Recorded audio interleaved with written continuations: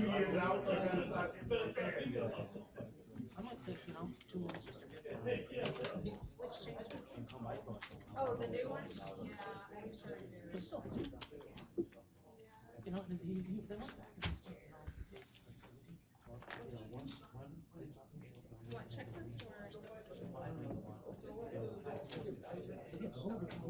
Proposed changes to regulations. Sort of pretty straightforward.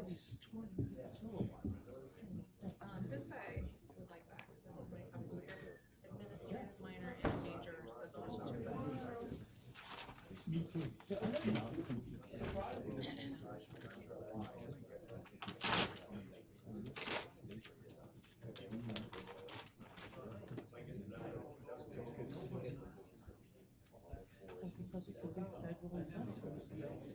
So all it is, it's gonna run out, and then it's gonna be what next? Electric cars again, right? Electric cars ran out, so nobody's making them anymore. Green deal. Oh, yeah. $93 trillion spent. No more planes. No more cars.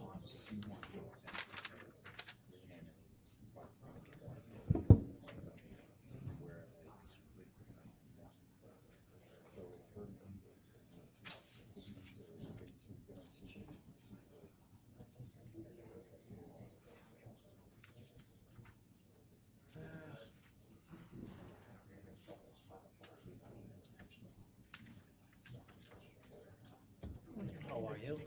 I'm good. Yeah. We're on camera tonight. Wow. Look at how nice that beard is. Trimmed in?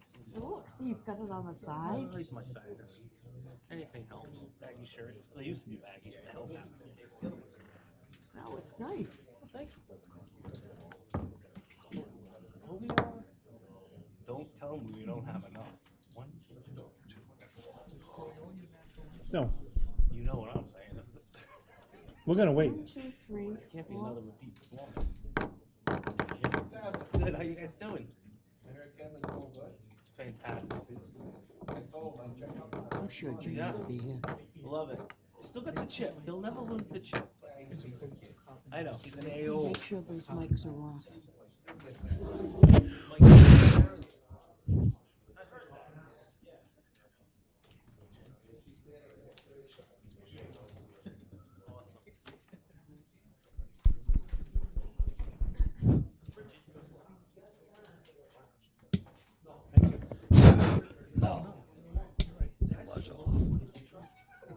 Mine was off.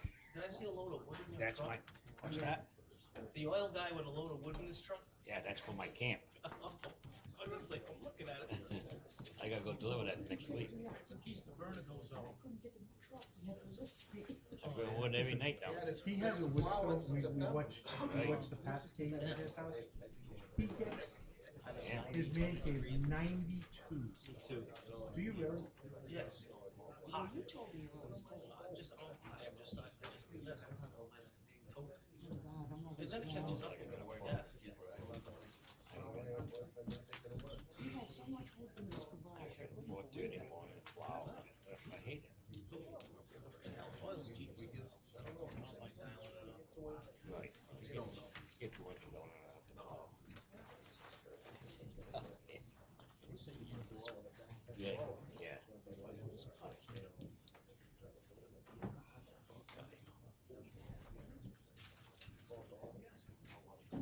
Not yet. I'm short a member. Okay. Sure, too. What? Do you want him? If you want him, Carl.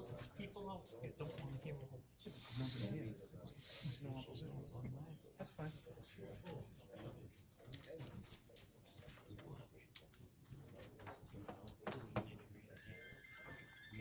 Oh, here he is. Thank you. Oh. Boy, I just moved the clock back, so you know. I know, but I wanted to make sure you were gonna be here. I know you are. Forgot my snow brush. Yeah, snow brush. Wait till we start at 6. I'll never make it. Oh, I'm kidding. All right, come on. We gotta get going. Yeah, I don't know where Mr. Kenny is. He did respond, he was gonna be here, right? I don't specifically remember him saying he will be here, but He said yes, he'll be here. Okay, So we can start with Arnold when he comes. yeah, I'm not gonna wait for him. You ready?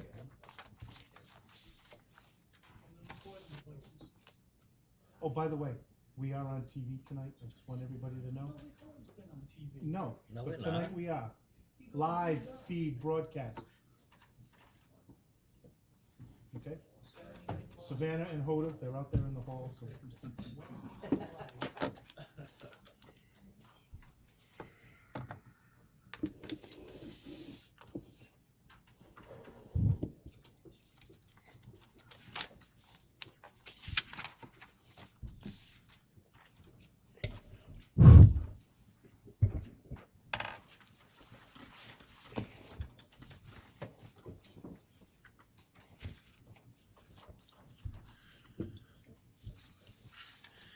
Okay, at this time, I'd like to call to order the February 27th, 2019 meeting of the Coventry Planning Commission.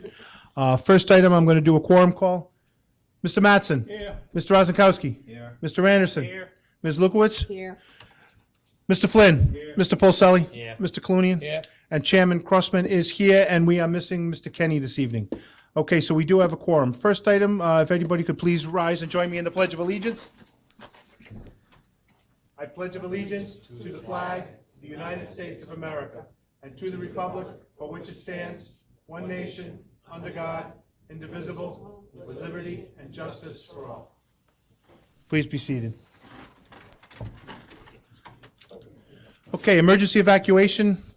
There are two doors behind you, folks. The one to my right leads directly out into the hallway where you can make a right or a left to get outside. The one to my left leads directly outside. There are also two doors behind us, folks, which lead into the back work area where there is an exit door adjacent to the manager's conference room. First item this evening, we have approval of minutes from our January 23rd meeting. Do I have a motion to approve? Motion to approve. Motion made by Mr. Mattson, seconded by Ms. Lukowitz. Any discussion? I'd like to make a quick correction on page 7. It says build out, BILLED, that's BUILD. Okay. All right. There's been a spelling change noted on page 7. Those, Motion to amend. second, do you motion to amend? Yes. Okay, any more discussion? Very good, hearing none, all those in favor? Aye. Okay, Mr. Mattson had suggested that maybe we move up, I have a question. Item 4.5, that was a public hearing? We don't have a stenographer. Yeah, we were looking at that. I don't know that we have to have that. It's being recorded, so Right. if there's an issue, we can always have a stenographic record prepared. I understand, I just always thought we did, so that's why I was asking. You usually do it, but it's a $400 appearance fee, so, Okay, that's a lot of money. that's right. I was just asking, no big deal. Okay, he had asked, since there is people here in the audience, if we could skip the planning commission issues and bump right into the new business for discussion and interaction. So can I have a motion to hear 5.1, the minor land development, to move that up to the first slot? Motion to move those up. Motion made by Mr. Mattson. Do I have a second? I second. Second by Ms. Lukowitz. All those in favor? Aye. Aye. Okay. First item on our agenda this evening, we have a minor land development, a preliminary plan application for a proposed medium solar, which is a remand from the Zoning Board of Appeals for the Parenteau Solar Project, 849 Victory Highway. Is there anybody representing the applicant here this evening? Please come forward.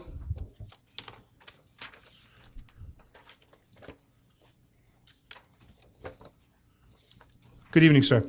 Hello, Chairman and members of the commission. My name is Brett Yadley. I'm with Chase Ruttenberg and Friedman in Providence, representing the applicant. This matter comes to you tonight on remand from the Appeals Board. This matter came up for application and for commission hearing in July 25th, 2018. At that time, the project did not pass. There were 4 positive votes and 2 negative votes. As the chairman and the members are aware, state regulation requires that the project receive 5 positive votes. I see that there is 1 member missing tonight, and I don't know if the chairman has received word that that person is on their way. One of the issues that was raised on our appeal was obviously the lack of the full voting pool, and I think if we knew that there was another member of the commission on their way, my client would be much happier maybe waiting until that person arrived. All I could tell you, sir, is emails were sent out to respond. That gentleman responded that he would be here this evening. I also saw that gentleman at a council meeting on Monday evening, and he said he would be here tonight. So I am just as surprised that he is not here this evening. I don't have a number to reach him, so I cannot give him a call. If you would like to wait, I can hear another petition first, if you'd so like. I mean, I would advise you to do that. If you'd like a full hearing of the board, maybe you should wait. Let me hear a couple other applications, and then Chairman. we'll see if he shows up. And as soon as he shows up, I'm willing to hear you next, if that's what you so choose to do. Chairman, I and my client would appreciate that. Okay, very good. Thank you. Thank you, sir. Okay.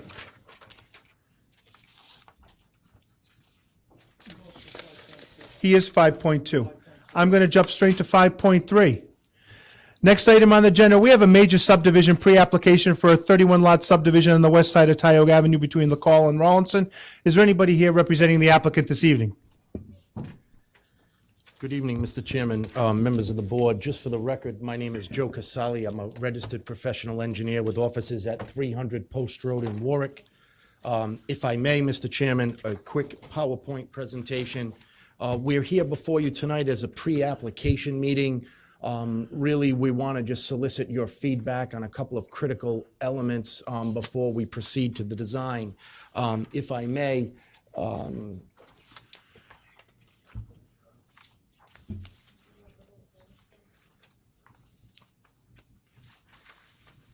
perfect. Thank you.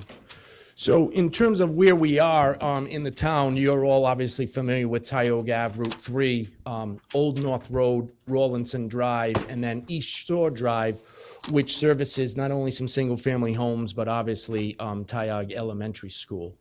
And so we're here tonight for those 3 specific parcels. Assessors Plat 32, Lot 152, that's the big piece, about 15 acres. Abutting it is Assessors Plat 23, Lot 47. That too is a large piece in about 12.1 acres. And then there's that small piece, we call it 47.001. It's about a 2,800 square foot strip. Looks like it's just direct access right to the waterfront. So in terms of the parcel,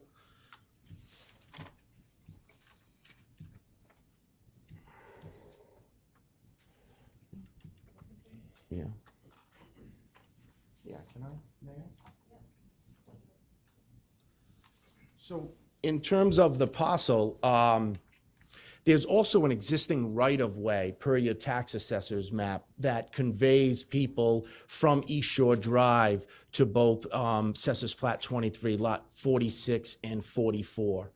We also found a cemetery that's in close proximity, and there's currently an existing single-family home that's on the parcel. Right now, it's 244 Tioga Ave. So it's our proposal, Mr. Chairman, that we would demolish that existing single-family home. We would like to eliminate those interior property lines to propose a residential subdivision. When we eliminate those interior property lines, we're left with a total piece of about 27 acres. When we do the yield calculations per your code, negating the wetland areas, the flood zone areas, public right-of-way, existing and proposed easements, we're left with just shy of 19 acres of buildable land area. Divide that by the 20,000 square feet. Mathematically, theoretically, the lot yields about 41 parcels. Our proposal would be slightly less than that at 31 total pieces. That would all be serviced by a public roadway, approximately 3,400 feet in length. We'd like to discuss some waivers with you tonight. One being allowing us to reduce the right-of-way from 60 feet to 50 feet. It's beneficial for us because we would be able to get more depth on some of these lots that go in a north to south fashion. Right now, they're about 110 feet in total width, and when we take away the front and rear yard setbacks, we're left with a box of about 35 linear feet. And we want to eliminate the constant barraging of your zoning board with going back for dimensional relief. So one of the items I'd like to get some feedback on, and we would hope you consider, would be reducing the right-of-way from the 60-foot per regulations to possibly 50. Secondly is 30-foot wide roadway width. We hope you would consider reducing that to 24 feet in accordance with low impact development, try to reduce the amount of impervious area and lessen the amount of drainage. And also a waiver request, the third and last, to allow a cul-de-sac in a major subdivision. In terms of the existing access easement, we'd like to realign that. So obviously providing access to those neighbors as they have today. In terms of drainage, the lot's interesting. It really has a ridge line that goes through it. Most of the water breaks and goes right through the Coventry Housing Authority property. We found when we field edited that there's catch basins there, but you can see that direct flow. A portion of it goes to Tioga Ave, and then some of it actually goes the complete opposite way in a westerly direction, making its way to Tioga Lake. So when I look at it, pull back a little bit, again, a part of that ridge line directs that water to Tioga Lake, but most of it enters an existing drainage system through Mulhern Circle, through the Housing Authority, through our property, and then ultimately making its way to the Patuxent River. Which is why we would propose stormwater management areas in both of those areas. So we would like to capture the water at both discharge points in the subdivision, and we'll be able to attenuate peak runoff rates, one to the Housing Authority property below us, and then also to the wetlands above. In terms of sewer, a little bit of an oddity of the project. The parcel has a sewer easement that bifurcates it from a westerly to easterly direction. It services the elementary school, proceeds through the property, and then also services the Housing Authority. That's the red line that just came up and through. It's a gravity system, and our proposal would be to service all of the single-family homes via gravity tying into that line. We do have a force main that exists on Tioga, but if we were allowed to continue that gravity line, there's a gravity main that ultimately makes its way out of the town and into the town of West Warwick, into the wastewater treatment plant. And then in terms of sewer, we understand that there's an 8-inch existing main on East Shore Drive. We also have a 12-inch main on Tioga. We would like to loop that and provide domestic and fire protection through that main. What you saw that just came up, those triangles, were potential hydrants. We haven't had deep discussions with the fire marshal. Obviously, wherever they would like to see the hydrants, normally every 500 or so feet, we would be happy to provide. So in conclusion, we're here before you tonight for our pre-application, looking to get some feedback that you have, positive or negative. It's a long process. We still have to go through our master plan. Subsequent to that, we would need permits from DEM, from DOT, from the Sewer Authority, Kent County Water, obviously the fire marshal, and back before this board, possibly at preliminary and then again at final. So, Mr. Chairman, I apologize. I know that was a lot in one breath. No, that was good. But, you know, we would, again, just be happy to hear some comments and have sort of this workshop with the Planning Commission. I have a question. Were you able to, was there any physical evidence that that sewer line was actually that traverses across your property? We contacted... It's in the ground? We contacted the local excavator who installed it. He correlates what I'm seeing from aerials and from trench lines and what we see from easements. But ultimately, we would have a survey done that's not complete yet. I'll tell you what, to locate the it. only reason I ask is because the Village at East Shore, which the property that abuts that project, they connected into the force main down on Tioga Avenue. And as part of that project, they provided a stub for the Tioga Elementary School to tie into, Okay. as per the Planning Commission's request. And I'm surprised to see that there was already a stub there for a gravity line. I never knew that, this is the first I've ever heard of that gravity line. So I was just a little surprised, that's all. Caroline, did you know it was there? No, not to my map. No, but you also concur with my statements about the project next door. Yeah, okay. All right. Looks So- like back in 14 too, your consultant Weston and Sampson, I'm looking at design plans. I don't know if we have as-built, but it's something we'll research. I guess we have no lack of sewer options in terms of No, gravity. sure. I was just asking if that had been installed, and you think it has been. We do think it has been. We were Okay. more concerned, would the town allow us to tie into it? Are there capacity issues downstream? We don't know of any, but we haven't finished our diligence either. I can't answer that. Okay. As far as the cul-de-sac in the major, in a major land development, I mean, we have them all the time. That's an archaic piece of our zoning, of our subdivision regulations that probably should be eliminated. But, I mean, I'm not going to speak for the entire board, but is anybody against? You know, this is a pre-application. They're just looking, there's going to be no vote here this evening. They're just looking for input. Would anybody be against to allowing that very short cul-de-sac in this subdivision at this point in time? No. Okay. And then you would request a reduction on the right-of-way, Yes. and the roadway width. Yes. What did you state that the roadway width, the requirement was? You said 35 feet? Your roadway width is 30. We would like to reduce that to 26. What we have. You're requesting 24, Excuse sir. me, 24, relief requested of 6. The specific reason for the right-of-way width, they're not correlated with the roadway width. In this particular case, these lots really along the midpoint there, with that 60-foot wide roadway width, it makes the lots only 110 feet long or wide. When you take the 40-foot front yard setback and the 35-foot rear yard setback, now that box is only 35 feet. So if we're building single-family homes, say 24 by 36, it leaves you about 9 feet or so. I want to eliminate, people say constantly going to the zoning board in this subdivision asking for dimensional relief. Respectfully, I think 60 feet is wide in most of the communities in Rhode Island. The right-of-way width is about 50 feet. It still gives you, with the 24-foot wide pavement width, even if we reduce to 50, you still have 26 feet either side.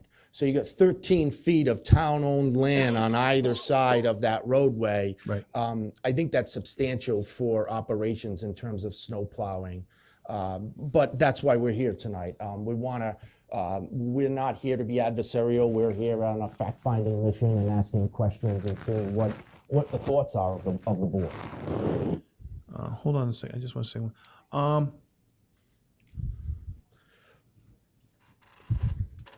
Even, Mr. Chairman, your roadway width, respectfully, we find 30 feet wide. I agree. And what this board has done in the past is, we've been promoting a 26-foot width, which is, I believe that's the standard width in the R2 zone currently. That's what we've been asking developers to do, and that's what we've been doing, a 26-foot. That's fine. I think the 26 would still work within the 50-foot right-of-way. Yes. I look at your plan on that one side, you have 11 feet from the edge of pavement to the property line. It does seem excessive. And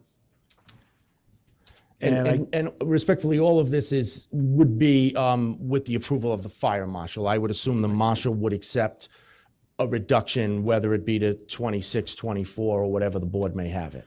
Does anybody else on the board want to comment about the 50-foot right-of-way versus the 60-foot right-of-way? You took the words out of my mouth on the road width. Yeah. Because as Mr. DeBoer's done a few projects, we have took them down to 26 feet. I don't like 24. Fair. If you got parking on both sides in front of the house, it's tight. Yeah. We've had allowed a 26 feet. The right of way, I don't have an issue with the right of way. We find too the width of the road does correlate to traffic calming. You know, I remember when I started, the regulations in Smithfield were 36 feet, and we have subdivisions built in that town that wide. It's just a different feel when you're driving down a road that wide. You chuckle at my history lesson. Yes, I did. Thank you. Thank you for that. Memory Trip lane? back in the time. trip down memory lane. Does any other commission members have anything they'd like to offer? Mr. Ozenkowski, is Sorry. I had a question. your mic on? Could you borrow somebody else's mic, please? Oh. All right. What was your intent with regards to sidewalks? We wanted to match existing conditions. Currently, what is out there today, I believe East Shore Drive is around that 24, 26 foot wide, no sidewalks. So we were not planning interior sidewalks for the reason that there would be no way to sort of turn around and come back in terms of walking. Excuse me a minute. On sheet 2 of 2, your typical section shows a sidewalk. That is, yes, that's your typical section. One of the elements we would like to discuss is not proposing sidewalks or proposing them on one side of the roadway.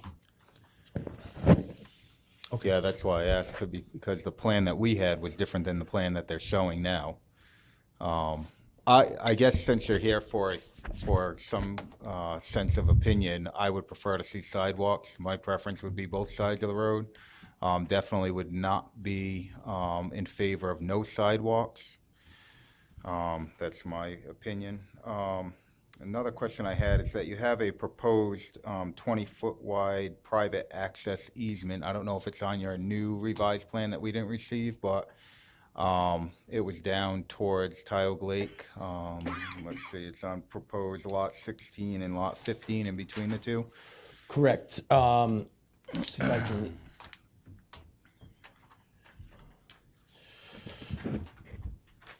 My question is just, what's the intent or use for that easement? It looks like it enters into another private property.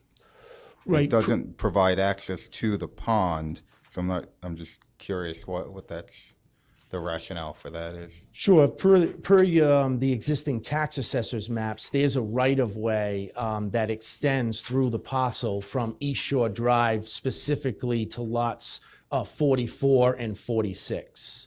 So under our proposed conditions, we would like to rework that access easement so that those neighbors would still have access down East Shore Drive, and then that would be the 20-foot wide access easement to preserve the access to those existing parcels. I'm losing you because I don't think this is that, and I don't see it on that one. So where is 46 and 45, I believe, that you mentioned? What, right there. So pull that one up. See the red highlighted easement? That's what I'm talking about. Yeah, let me get back there.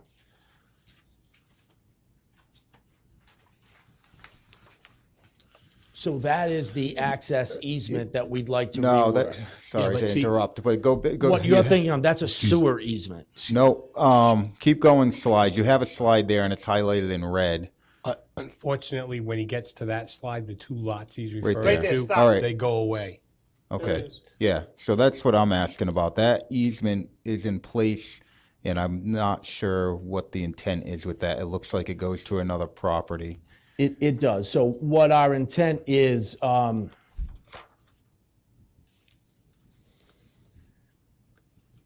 Unfortunately, the other two lots aren't shown on the same slide. They were only shown in the Yes. early slide. That's what happened. So these two lots, specifically Assessors Plat 23, Lot 46 and 44, currently they have the right to pass and repass from East Shore Drive through an existing right-of-way through the parcel for access. Okay. So we don't want to landlock them in any way, and our thought is when we put the extension of East Shore Drive in, we wanted to have an access easement in between these two lots still for the right of those owners to pass and repass.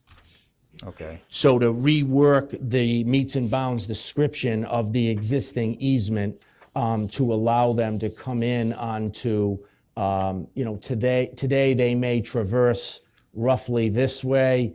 Our proposal is to have them stay on the pavement in the right-of-way, and then this would not be, this would just be an access easement. We would pave it to the property line, and we would have an easement along the property line, but it wouldn't be a right-of-way, it wouldn't be a public roadway or a private roadway.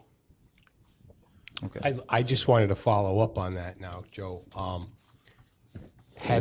First of all, are there structures on either of those two lots that you're aware of? Yes, based on the aerials, there are structures. So they're on there. currently using that right-of-way to get in and out of their property. We believe that they are. So at some point, they have to actually accept the access that you're going to provide. You can't unilaterally extinguish their rights in one location and provide them access in another location without engaging them in a formal agreement.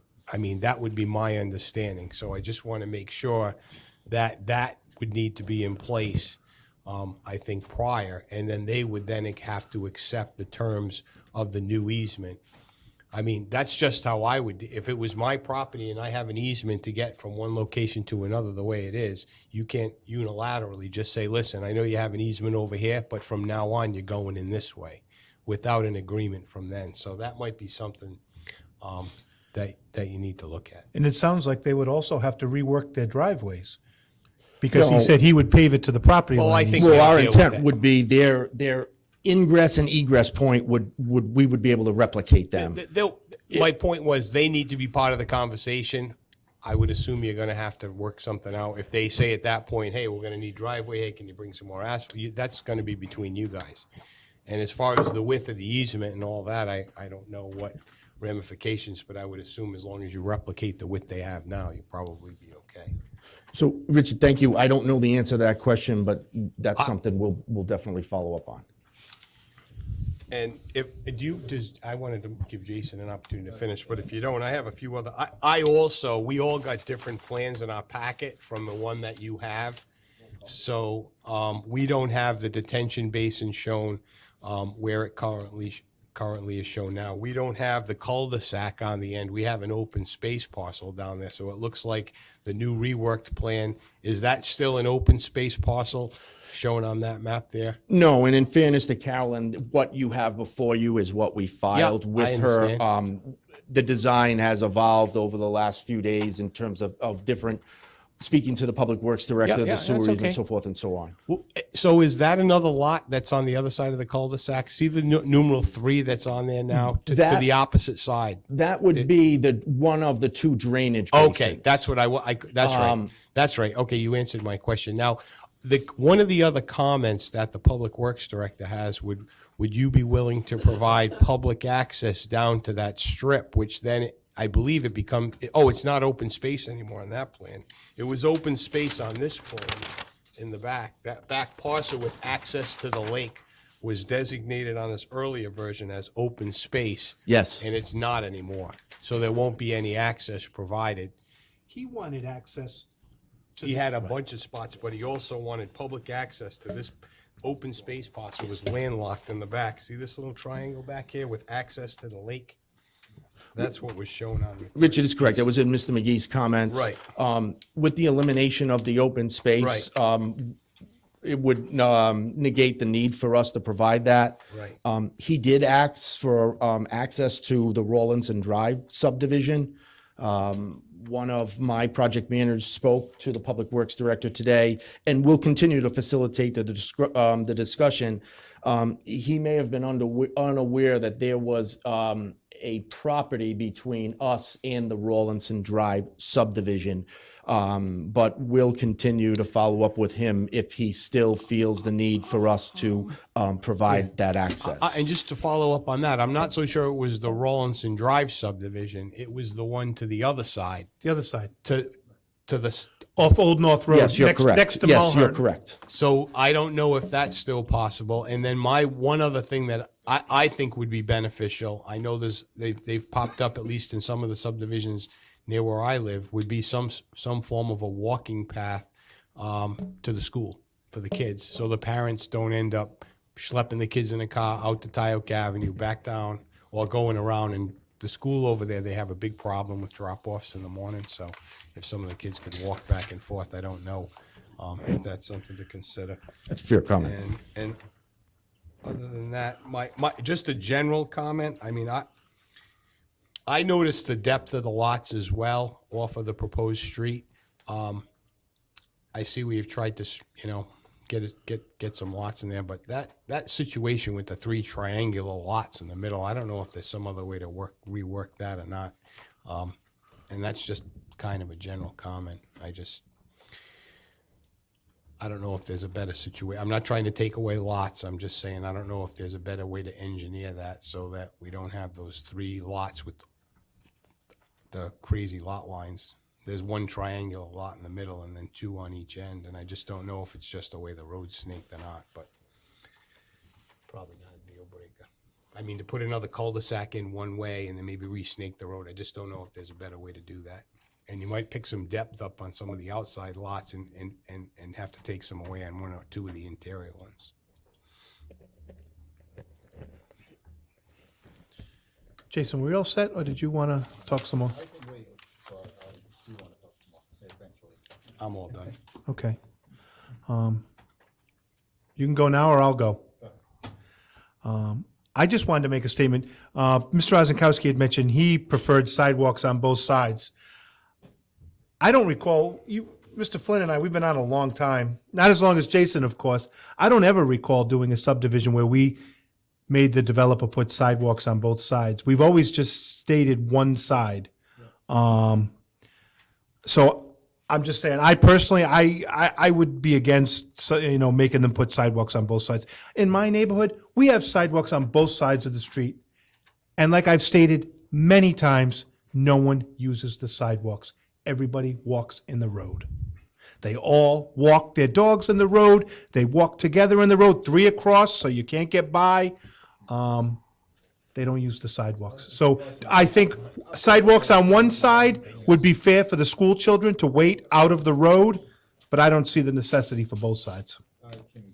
I could definitely go with that. I do know, I was going to bring this up again, but you just mentioned the school children. A walkway and sidewalks are important because I know that the busing system does not pick up kids in that radius. They're required to walk to school if they live in that neighborhood because of proximity to the school. So I think I think it was Mr. Colonian brought up the point about, maybe a pathway for the kids to get through the school might be a good idea. Anybody else? Mr. Chair? Please. Just back to the easement for those landlocked properties. So it's 20 feet wide. I don't know if there's a standard, and I don't know how long it is. There's a, is that going to be a double traffic type pattern that could happen? So I don't know if the 20-foot wide enough for an easement. I don't know. Normally, we wouldn't go less than 20 because of, the width of a fire lane. We would, whatever the marshal wants in terms of width, if that needs to be a little bit wider or paved a little bit wider for fire apparatus, if 2 of them need to go back and forth, that's fair. Because you got to understand, it's a driveway. It's only serving two single-family dwellings. So how wide is your driveway? Somewhere between 12 and 15 feet, I'm assuming. So, you would have somewhere between 2.5 and 4 feet on each side, for construction activity. So if it was an easement for 10 properties, would that change? I don't know. That's Well, yes, because then it would be designed more of a road. Okay. But this is a driveway just serving 2 single-family houses. Okay. And even, you know, at, let's say they made the road 15 feet wide, the driveway 15 feet wide. What is the chances that you're gonna have two cars passing each other, you know, at the same time? One would have to wait. And you know what? 7.5 foot, you could get two smaller cars by each other if you needed to. I didn't know if there was a standard or not, so I guess there's not. Yeah, normally I consider it a fire lane. The minimum NFPA would be 20. I've seen authorities having jurisdiction going down to 16, but 20 is a nominal number. 24 is reasonable as well.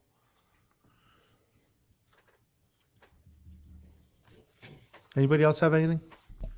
The only, the last comment I'll make is that, since you're looking for, you know, kind of a warm fuzzy feeling, is that triangular lot that reaches down to the water, I'd prefer to see that remain open space, as it was proposed. I mean, I'd prefer to see that entire triangular lot on your new plan left as open space with access to, Tioga Lake, so. I agree.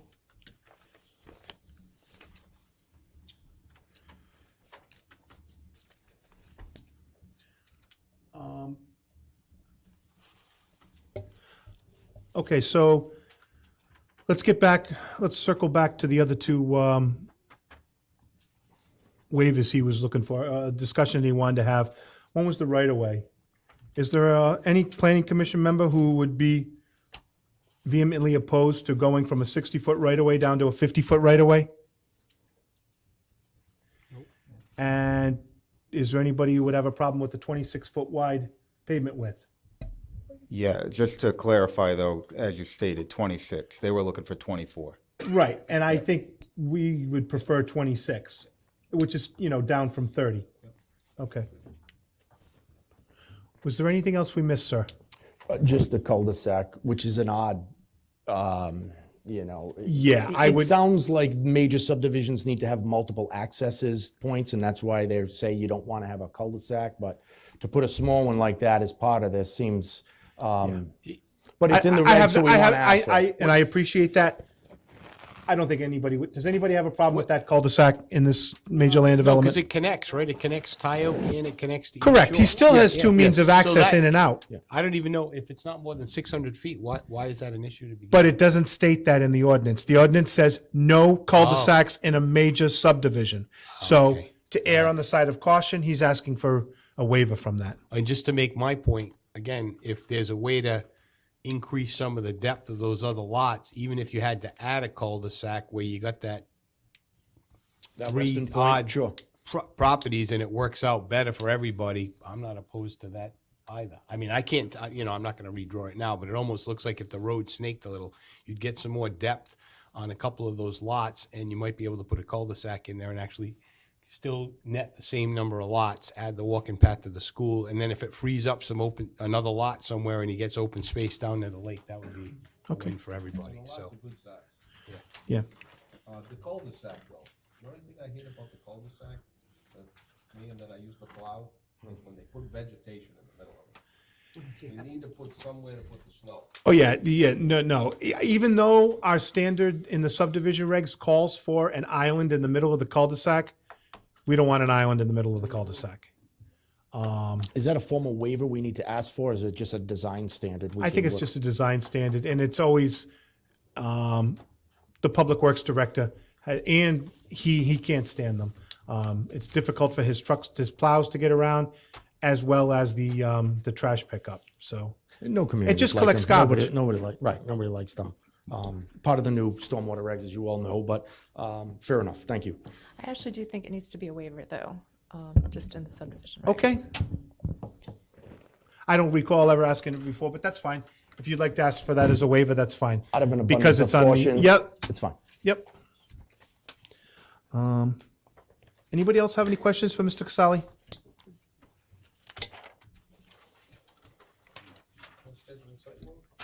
Okay, do you mind, we're gonna schedule a site walk so we can come out and take a look at the property? Sure. Mr. Flynn, could you please schedule a site walk for me? Yes, Saturday the 9th, 9 a.m. with a rain date Saturday the 16th, or rain or snow date, 9 a.m. Does that work? That's great. It's a good place to meet. Yeah, where should we meet? Why don't we meet at 244 Tioga, and then we can walk in from that way, unless you want to meet at... Existing single-family That house? is, that's the existing house, unless you want to meet at the school, in case, maybe there'll be more parking at the school. Yeah, that's, Whichever makes it more Whatever's accessible. easiest for us to get in.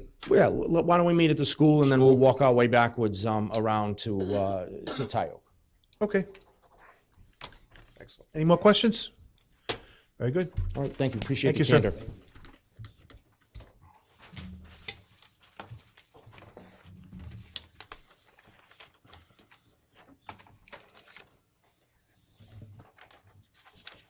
Since he's not here yet, it appears to me that, Member Kenny will not be attending this evening. What would you like to do?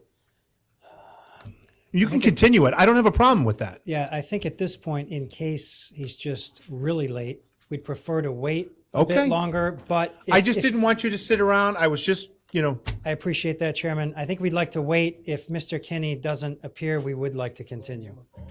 I don't know how to reach him. Do you have his number? You know what? We're going to take a quick break. He's going to put a call in. Okay, thank you.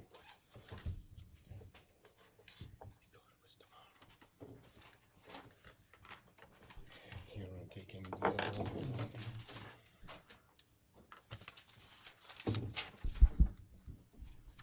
I laughed because feeling compelled to answer why we don't want more impervious surface. I mean, impervious surface, so that's why, but I know, plowing ease. You can leave them on. Just be careful. The camera's still on, so that's why I didn't want too much discussion. Okay, so that's done.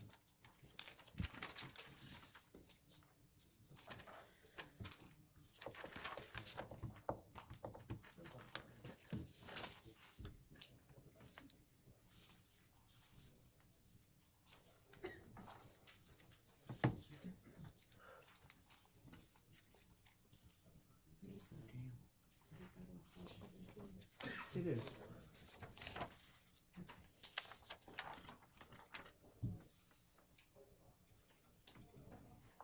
Yeah, I don't know what that's all about. I know. Did you hear that, sir? Everything okay? He forgot. is he coming? He is. He'll be here in 10 minutes. Okay. You're right. I'd rather catch the end of Wheel of Fortune. All right. So what we're gonna do is, I'm gonna jump down to 5.4, which is the recommendation to the zoning board for a special use permit for the proposed nonprofit martial arts studio. So anybody here representing that applicant this evening? Good evening, Mr. Chairperson. Good evening, sir. Good evening, members of the commission. My name is Keith Fayen. I am an attorney. I represent City Ike, which is the martial arts dojo that's seeking the special use permit. I also represent the property owners, and here with me is Mr. Jason Alexander, who also is authorized to speak for the corporation. The matter is before the commission tonight to generate a recommendation to the zoning concerning the application for a special use permit. The parcel itself, I guess we'll get right to the chase. If the commission has any specific questions, I'd be more than happy to answer them or turn it over to Mr. Alexander to address them. No. Okay, so the parcel itself is over 11 acres, about 11.37 acres. The proposed special use would be for the City Ike, the applicant, is a 501c3 corporation. It is a martial arts dojo, which means a school. They provide instruction in Aikido and meditation. Typically, the classes are 3 times a week in the evenings and perhaps on a Saturday morning, never more than 12 participants. The use would occur within presently existing structures on the property. It is a barn that exists there. There would be absolutely no modifications required to the structure, to the premises. All of the parking, all of the other ancillary activities that would go on with respect to the martial arts use would occur within the confines of the property. There is nothing, no special equipment would be required.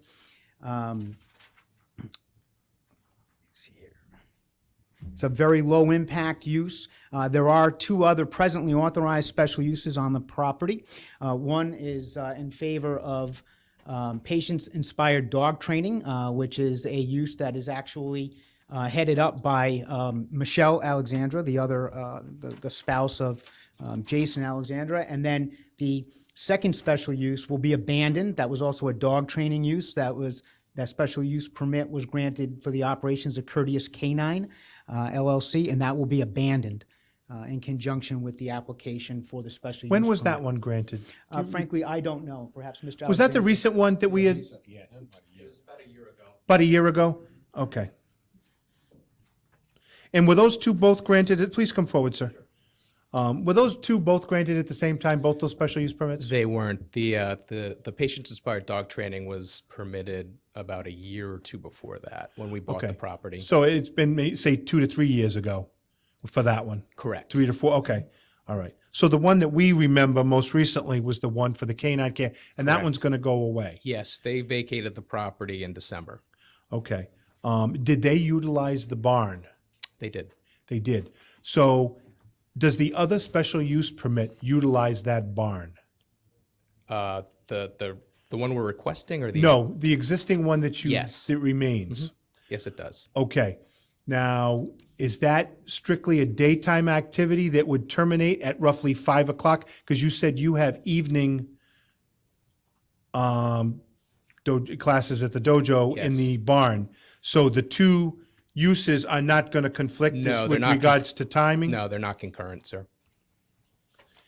It's just that people in the dojo have to look out for the dog Right. inside the barn. It's part of the training. Yeah. All right, I have no questions. Any other members have any questions at this time? Yeah, in the barn, how many exits? For the training space, there are there are 3 exits. The fire marshal's already approved the space. Is this in the RR2 zone? This isn't in the R20? I'm just I believe it's confused. RR2. It is RR2? We were told it was on the border of something. Yeah, and because that it's for the awful purpose of- close to the R20 zone, and yet it says that the zoning ordinance allows indoor, outdoor, private, nonprofit, I'm sorry, private, nonprofit recreation in the RR2 zone, and I just want to make sure it is in fact in the RR2 zone over on. I didn't know the RR2 went over that far I east. didn't either, and that's why I'm confused. Well, I can make a representation that in conjunction with preparing the application, I reviewed the records of the town, and indeed, that's what it indicates. I spoke with Mr. Wagner, and who also confirmed that was the designation. And as a result, it triggered a 1,000-foot radius, and there was A lot of mail-in. eight or $900. Caroline, I don't worth of- trust that map. Could you call up the zoning, go to the town's website? And, no, you're looking at the GIS map, aren't you? The GIS map a lot of times is wrong. If you went to the town, the official town website, and you went to the homepage.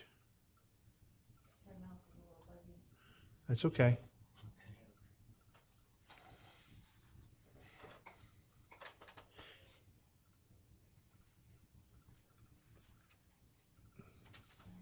And then you go up to information up at the top, and then you pull down maps, or I go to the top information, not that one, but that's okay. Yeah, right there.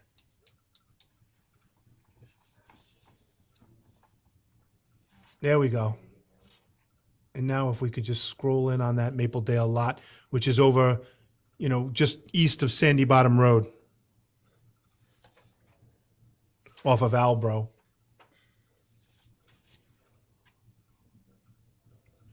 Because this is the official map. If you looked at the tax appraisal documents, a lot of times those are wrong. So.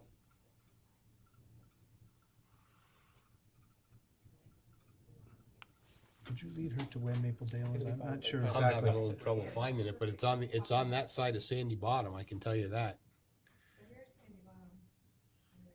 Where's Sandy Bottom? Yeah, you can see it on yours, but we can't on ours. The property's right over by the Anthony Mill. It's on one of the bends of the river. Yeah, the river's not. It's in white.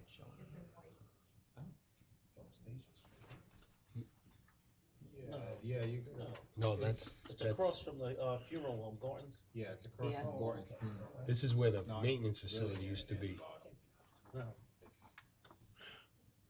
Well, I said it's east of, you know. Keep going. It's further over than that, I think, at least on mine. Almost. It's pretty close, because you come through Pulaski Street and it's right there. No, further down. You know where Gordon's funeral home is? Near the housing for the elderly? It's right, it's almost across the street from that. Right after Planet Fitness. Yeah. Could we scroll in a little more? If you guys can see it, then we don't need to, you can just tell us. Yeah. Where's the river? Okay, so there's Albro. Right there. So Now, it's in yellow. it's in white. No, Oh, I see. It's in white, because it's at the other end. Mapledale turns. so what is white? The river. The river. I think the chairperson talking about with respect to the zoning. RR2 How do you know? Oh, because it is, Everything's it does all show RR2. on the other side. We were wrong. Okay. I did not know there was RR2 over on that side of Me town. Okay, and then, I'm sorry, and then I had one follow-up, because this says nonprofit recreation, so you're a 501(c). So I take it what that means is you still charge people if you need to charge them to cover your costs, possibly a salary, but the corporation makes no money. Correct. Okay. And no one currently draws a salary. Okay, thank you. Any other commission members have any questions?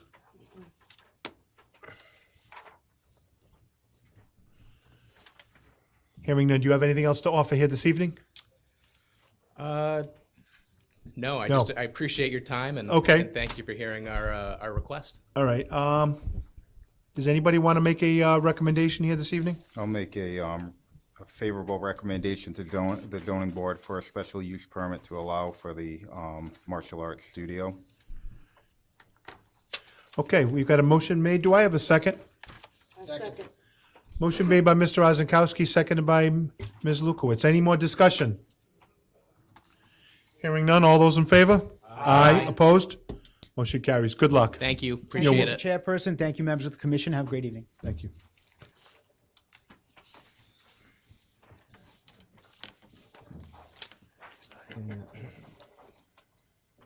Not here yet? Nope. Okay, next item on the agenda, we're gonna hear 5.5, the recommendation to the zoning for a special use permit for the continued use after sale as an auto repair facility, 21 Idaho Street. Is there anybody representing the applicant here this evening? Yes, Mr. Chairman, Thomas Cronin, Nolan Bernero, Cronin Farrar, 1070 Main Street, Coventry, Rhode Island, for the owner and applicant. We're also here for a recommendation to zoning for a special use permit. It's lot AP 38, plat 38, lot 64, 21 Idaho Street, the proud home of Don's Auto Top since 1977. It's 0.46 acres of land, 20,037 square feet. So this is a little bit of an anomaly. The lot is split by zoning. One lot, two zones.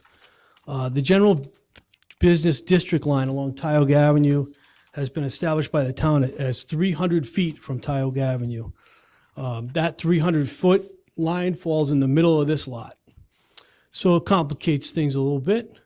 The lot between Idaho Street and Tioga, sure. I'd like to find out how Wheel of Fortune was. I didn't want you to proceed with more testimony until he sat down so he could hear everything. I apologize to the council, my cohort's here for being late. That's Sorry. okay. Okay, please proceed. Would you like me to start from the beginning, Mr. Chairman? No, that's okay. Thank you. So the lot between 21 Idaho Street and Tioga Avenue has frontage, at least according to the tax assessor's map, of 205 feet.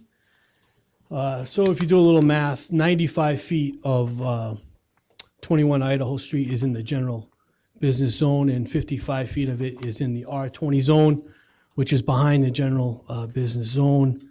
The tax assessor's map differs from that. The GIS map differs from that. And it's all because this 300-foot line is an imaginary line. It's not It's not a street, it's not a property line.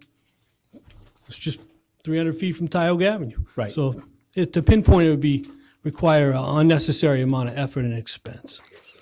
There's an existing 2,100 square foot repair garage on the property. I already mentioned it's known as Don's Auto Top. There's the repair garage is located on the portion of the property zoned general business, not on the portion of the property zoned R20. The frontage of the garage, the entrance to the garage, I should say, is on Idaho Street. So Don Jones, the owner of Don's Auto Top, wants to sell this property, and somebody wants to buy it. Allen Realty wants to buy it, and they want to use it as an auto repair facility. And that's why I'm heading to the zoning board, because the zoning officer and I are of a differing opinion as to whether the automotive repair is a pre-existing non-conforming use, or at least a pre-existing, it's not non-conforming, it's a pre-existing use that would continue with the proposed mechanical repair in addition to the interior repairs done by Don's Auto Top.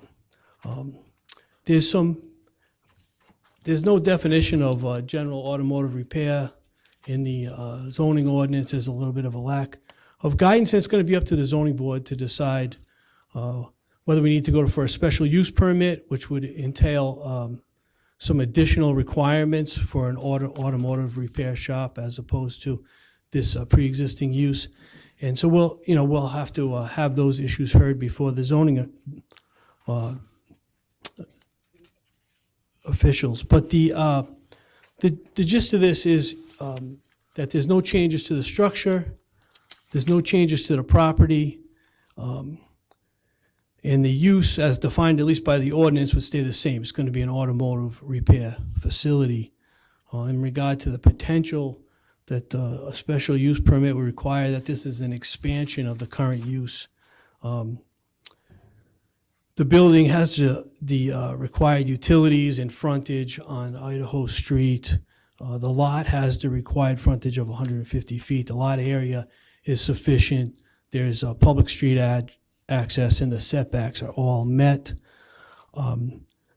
The two garage doors exit directly onto Idaho Street, and there's an asphalt parking area on the north side of the building where the pedestrian entrance, so to speak, is. There's a dumpster on site.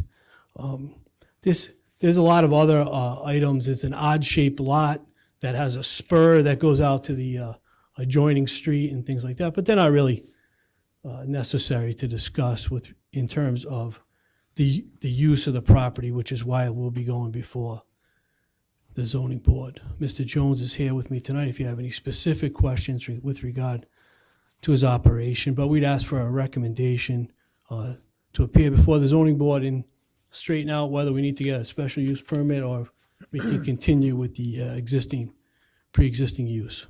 Thank you. Does anybody have any questions for Mr. Cronin? I do. I'm just curious to, is it the expectation that it will be from the building in a northerly direction, or what's going to happen to the portion of the lot which actually sits in the, we'll call it a residential zone? That green area there where looks like there's a shed and a wood pile. I mean, if he ends up with mechanical repairs, he may end up with cars stored for a longer period of time than you would if they came in for interior type repairs. Is there any expectation that the portion of the lot, which right now looks like it's pretty much green space, maybe there's an occasional parked car that would end up being used to store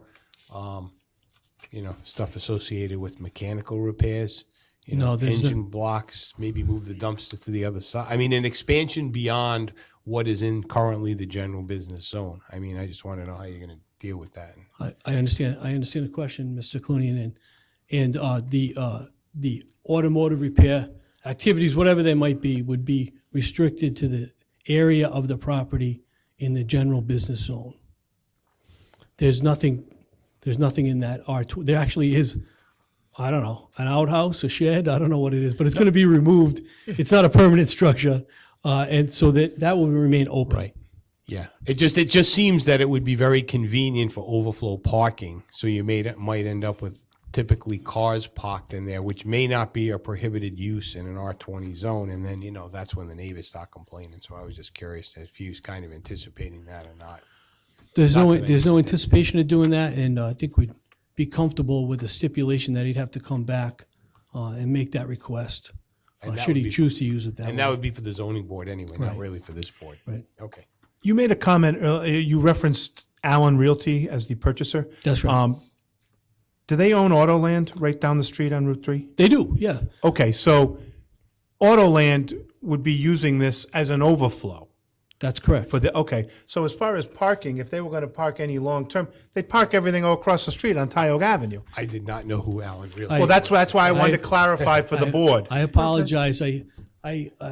I'm heeding the general admonition to move it along. It's You were.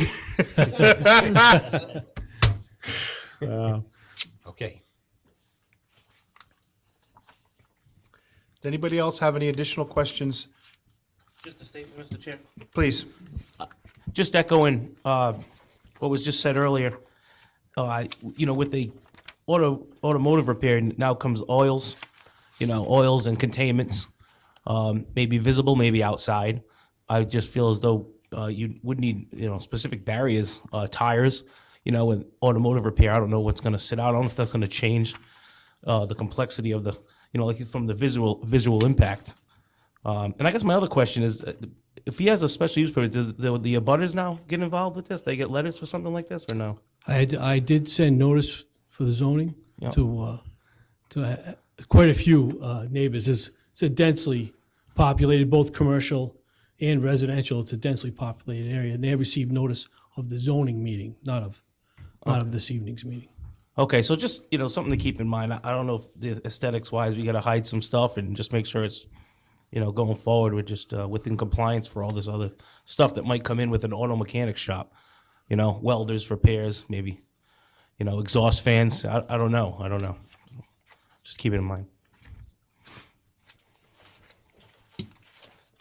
Anybody else?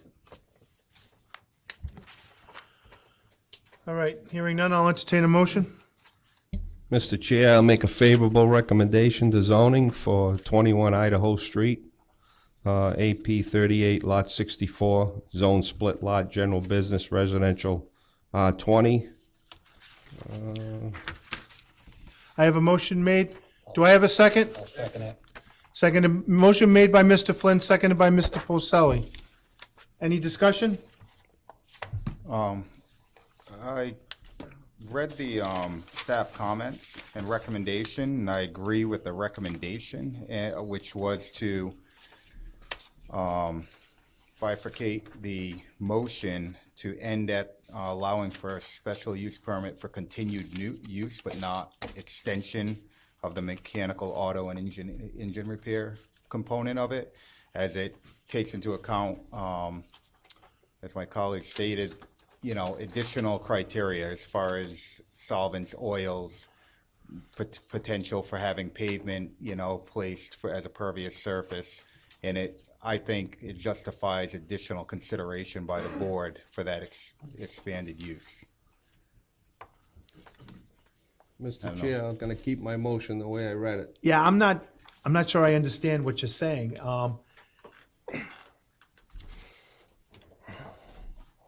What point are you Caroline, did I trying? interpret that right, or no?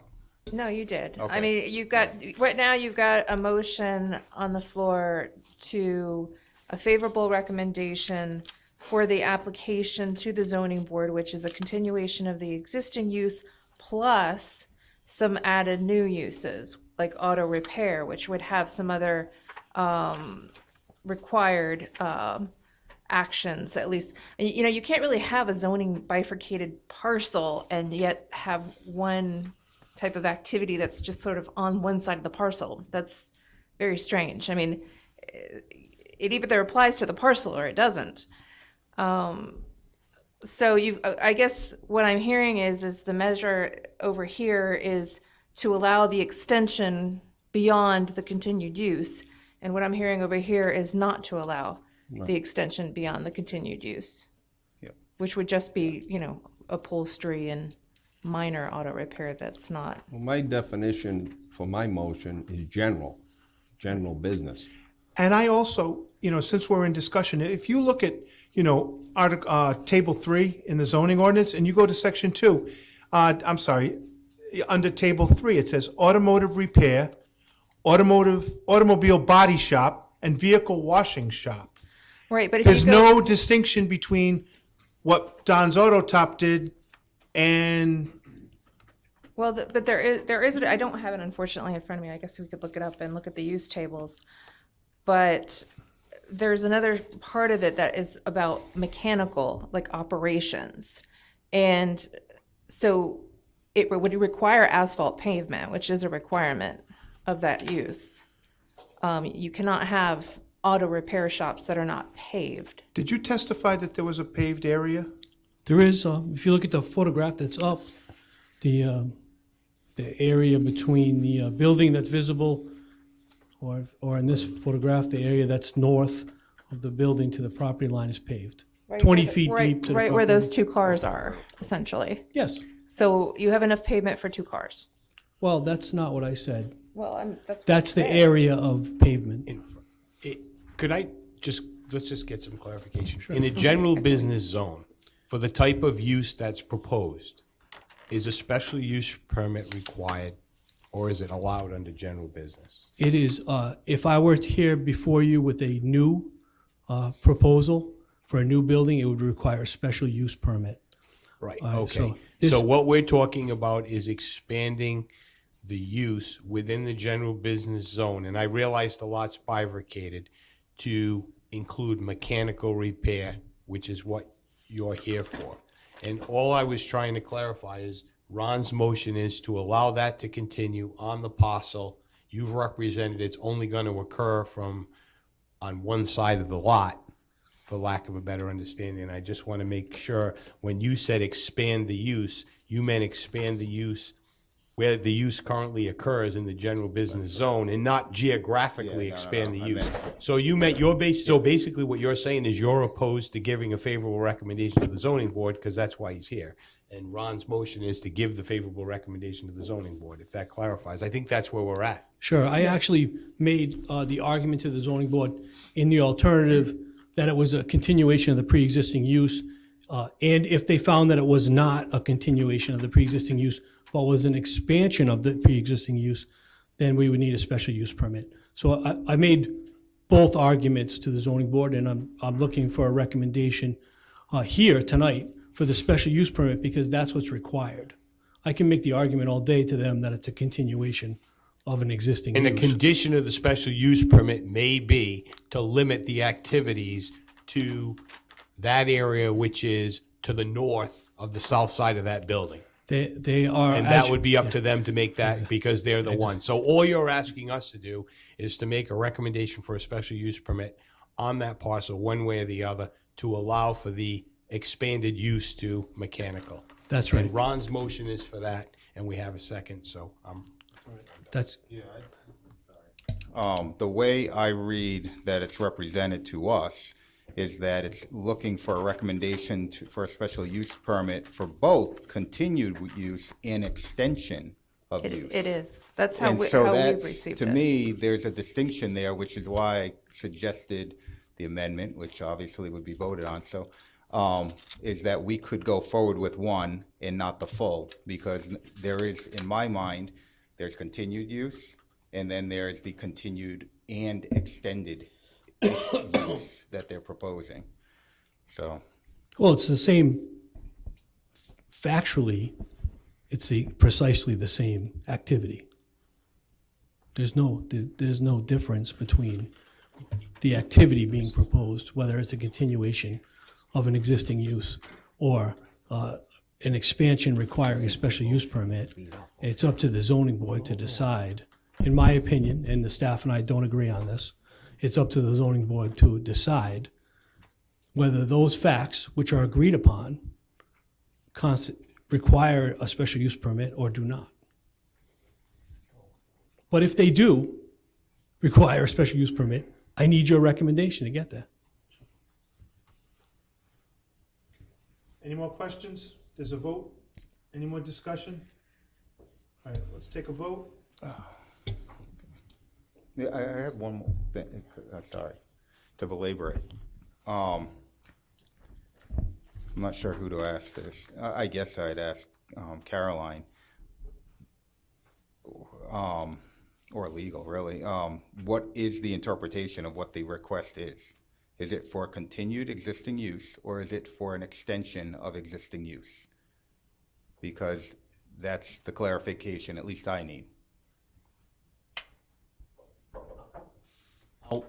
I'll take that. So I think it's both, because the way it's written is recommendation to zoning for a special use permit for continued use after sale as an auto repair facility with extension of repair type to include, quote, mechanical, auto, and engine repairs, close quote. I think it's taken as one. I see the discussion up here, and frankly, you're doing your job, but I would also suggest that a lot of the conditions on this consideration are for the zoning board. And in terms of what the use is defined as, I think they'll wrestle with that issue, but. Okay.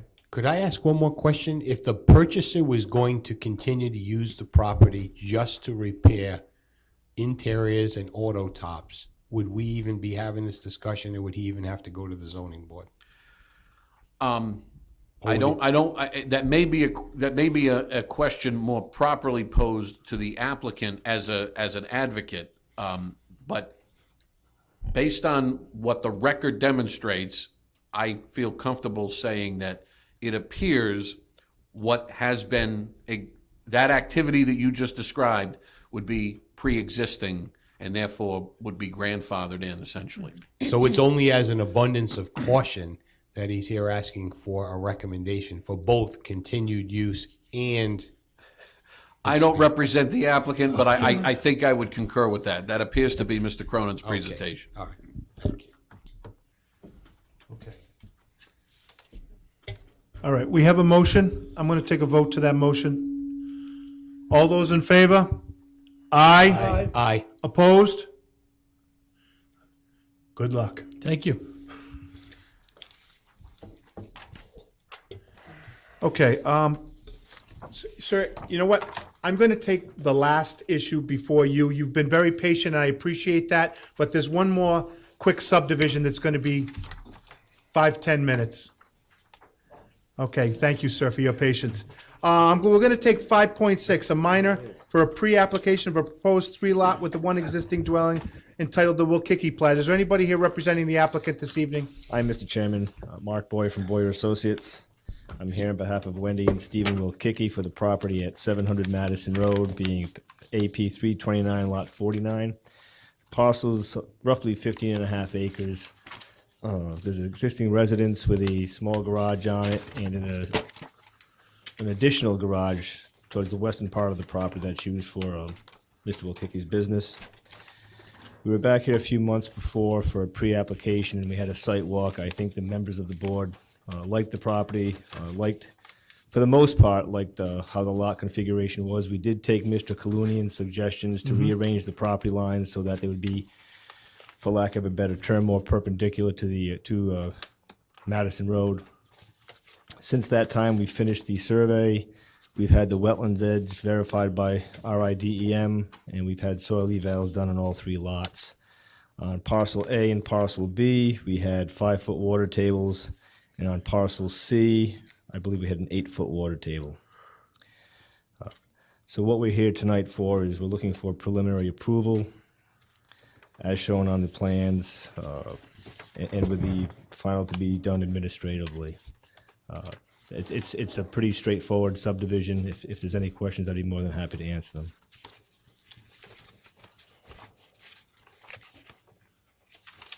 Anybody have any questions for Mr. Boyer?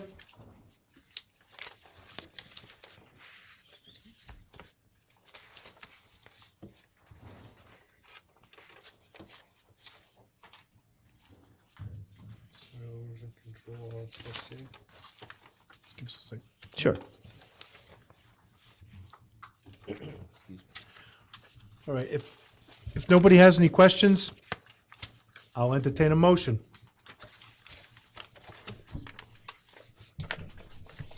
Mr. Chairman, I make a motion to approve lot AP 329, lots 49, zone RR3, the Wilkicki plat minor subdivision. It's consistent with the comp plan, has no significant negative environmental impacts.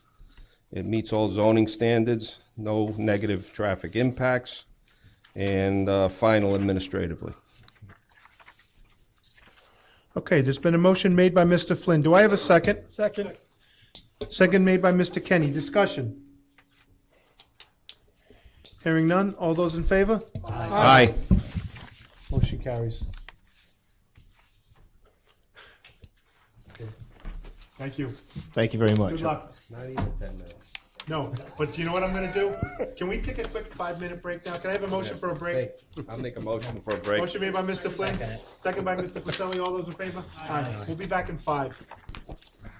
But I don't need a break. No, we'll see. I am sorry. I am sorry. They wouldn't be heard until you showed them, and I was ready to send them. Snowing good. I know, right?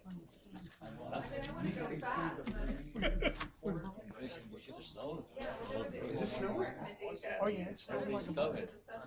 I didn't see it. I was looking for it.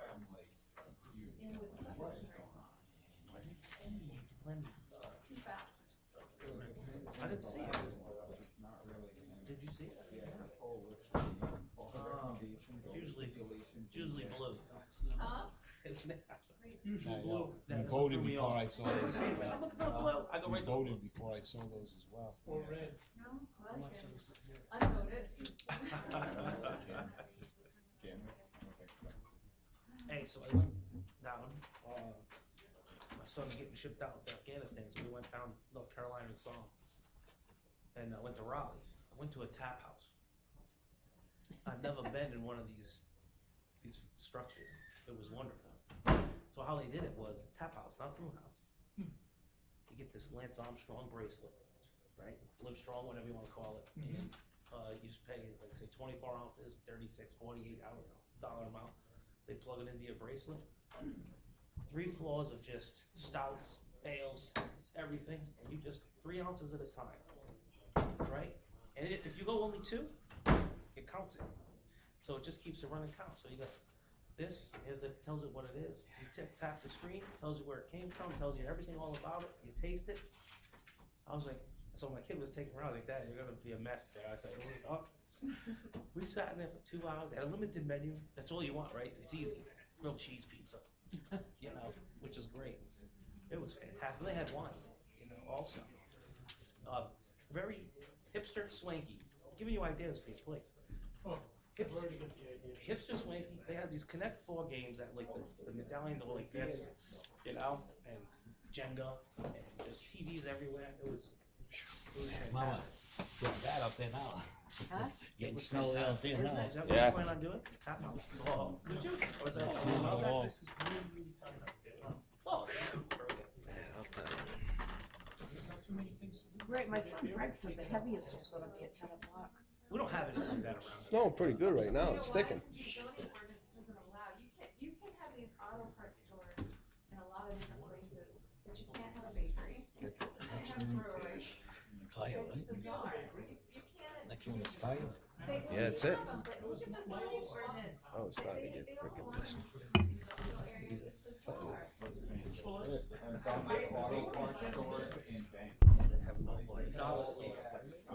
Dollar stores. It's allowed by right. You can just locate. So why, you can't make apples, you can't sell farm goods, you can't do anything. So, yeah. The great concept about this was you're not burnt with something you didn't like, right? You know, I'm a girl, like I don't look at I like my just married dancing, but I started drinking some of this stuff. And I found what I do like, and it was just nice. It was just nice. Oh, 3 ounces. It stops at 3 ounces. No, you get a full glass, and when they have the glasses, you know, like the bar would have, you just go. It was incredible everywhere. It was a great concept. Raleigh, no, Wilmington, Carolina, Wilmington. Yeah, it was nice. What a concept. I learned a lot. I'm not going to become a beer snob, but. Everybody ready?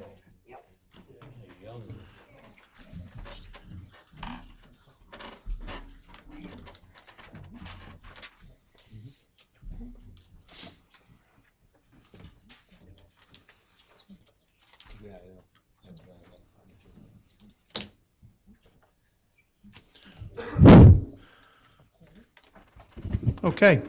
At this time, we're going to hear 5.1, a minor land development, a preliminary plan application for a proposed medium solar project remanded from the Zoning Board of Appeals, the Parenteau Solar Project. Is there anybody here representing the applicant this evening? Yes, Chairman. My name is Brett Yadley with Chase Ruttenberg and Friedman in Providence on behalf of the applicant. I want to thank the chair and the members of the commission for this opportunity. As the chairman stated, this application is on remand. The development plan, just briefly, because I know that this project has been before this commission a number of times, so I won't go into a great amount of detail regarding the background in the interest of trying to be efficient. But the development plan proposes the construction of a 250 kilowatt solar generating facility that would straddle the current property boundary line between lot 1.5 and 157. At final plan, those lots would be combined. The solar array will have a footprint of approximately 0.68 acres. That includes the spaces between the panels. The fenced security total area around the array will have a footprint of 0.98 acres. The location for the solar array is naturally elevated above Victory Highway and buffered from the road by existing vegetation. The majority of the array would be buffered vegetatively and is in an area that's primarily already cleared, so that there wouldn't be much clearing of vegetation required. This matter had been before this commission on July 25th, 2018. As I stated earlier, the motion to conditionally approve did not pass at that time. During that meeting, there were 6 members present. There were 4 positive votes, 2 negative votes.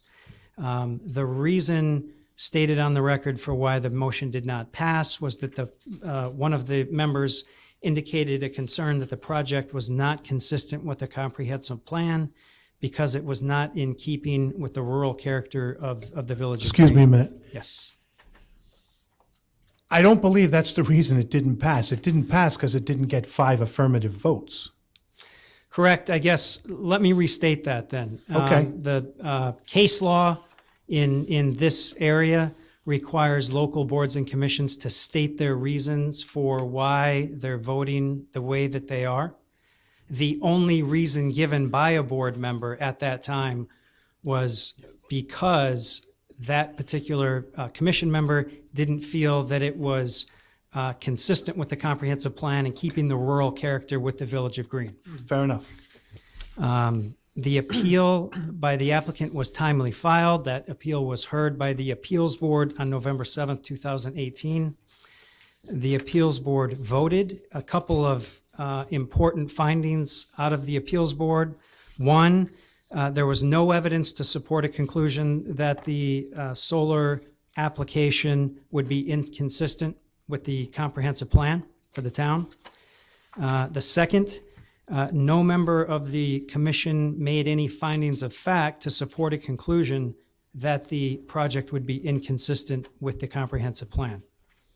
The Appeals Board remanded the matter back to the Planning Commission. That's why we're here.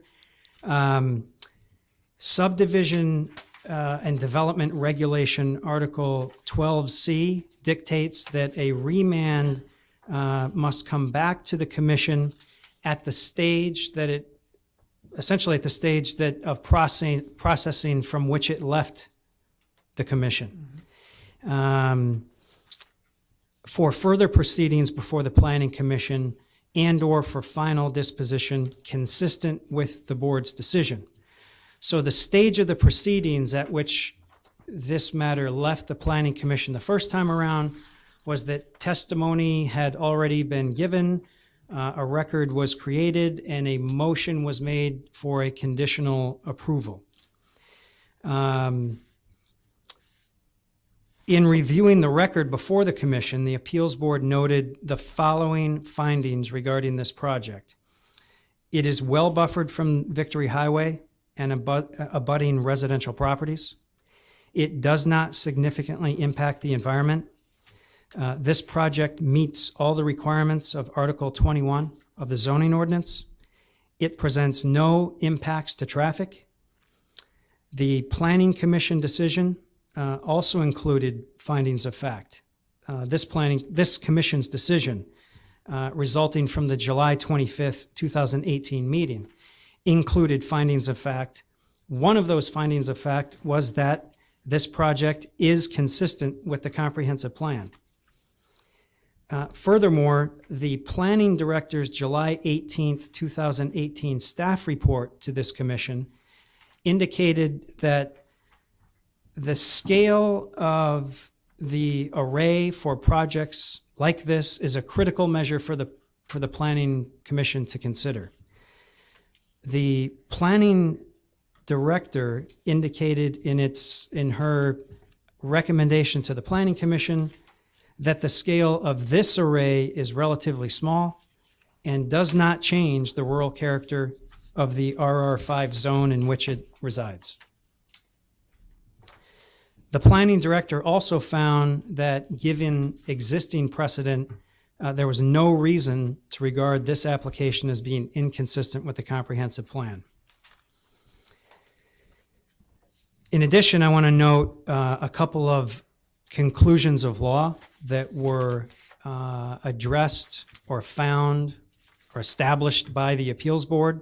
One, the appeals board said that in adopting Article 21 of the zoning ordinance, the town council authorized solar development in the RR5 zoning district consistent with that ordinance and the Coventry comprehensive plan. In its third conclusion of law, the appeals board stated that the record does not contain any evidence to support a conclusion that the applicant's solar development project would be inconsistent with the Coventry comprehensive plan. And finally, in conclusion of law number 4, the appeals board stated that no member of the Planning Commission made any findings of fact to support a conclusion that the project would be inconsistent with the comprehensive plan. Thus, the way we see this, Chairman and members of the Commission, is that there can be only one outcome here this evening. Given the evidence in the record that has been established over the course of 3 separate meetings, one in March, May, and July of 2018, given the evidence from the planning director's office, given the findings of fact and conclusions of law from the appeals board, this project is consistent with the comprehensive plan. The project maintains the rural character of the village of Green, and the motion for a conditional approval should pass. So the matter's been remanded, again, as I stated, to the stage at which the appeal was taken. In the appeals board decision, they indicated that this matter is remanded for further proceedings, but they weren't clear on what those proceedings would be or how they would look. So we can proceed how the chairman and the members would prefer. I understand that there were a couple of members who weren't present for the testimony at the July 25th, 2018 meeting. I have an interest, or we have an interest in making sure those members hear the testimony or have read the testimony and the minutes from the July 25th, 2018 meeting.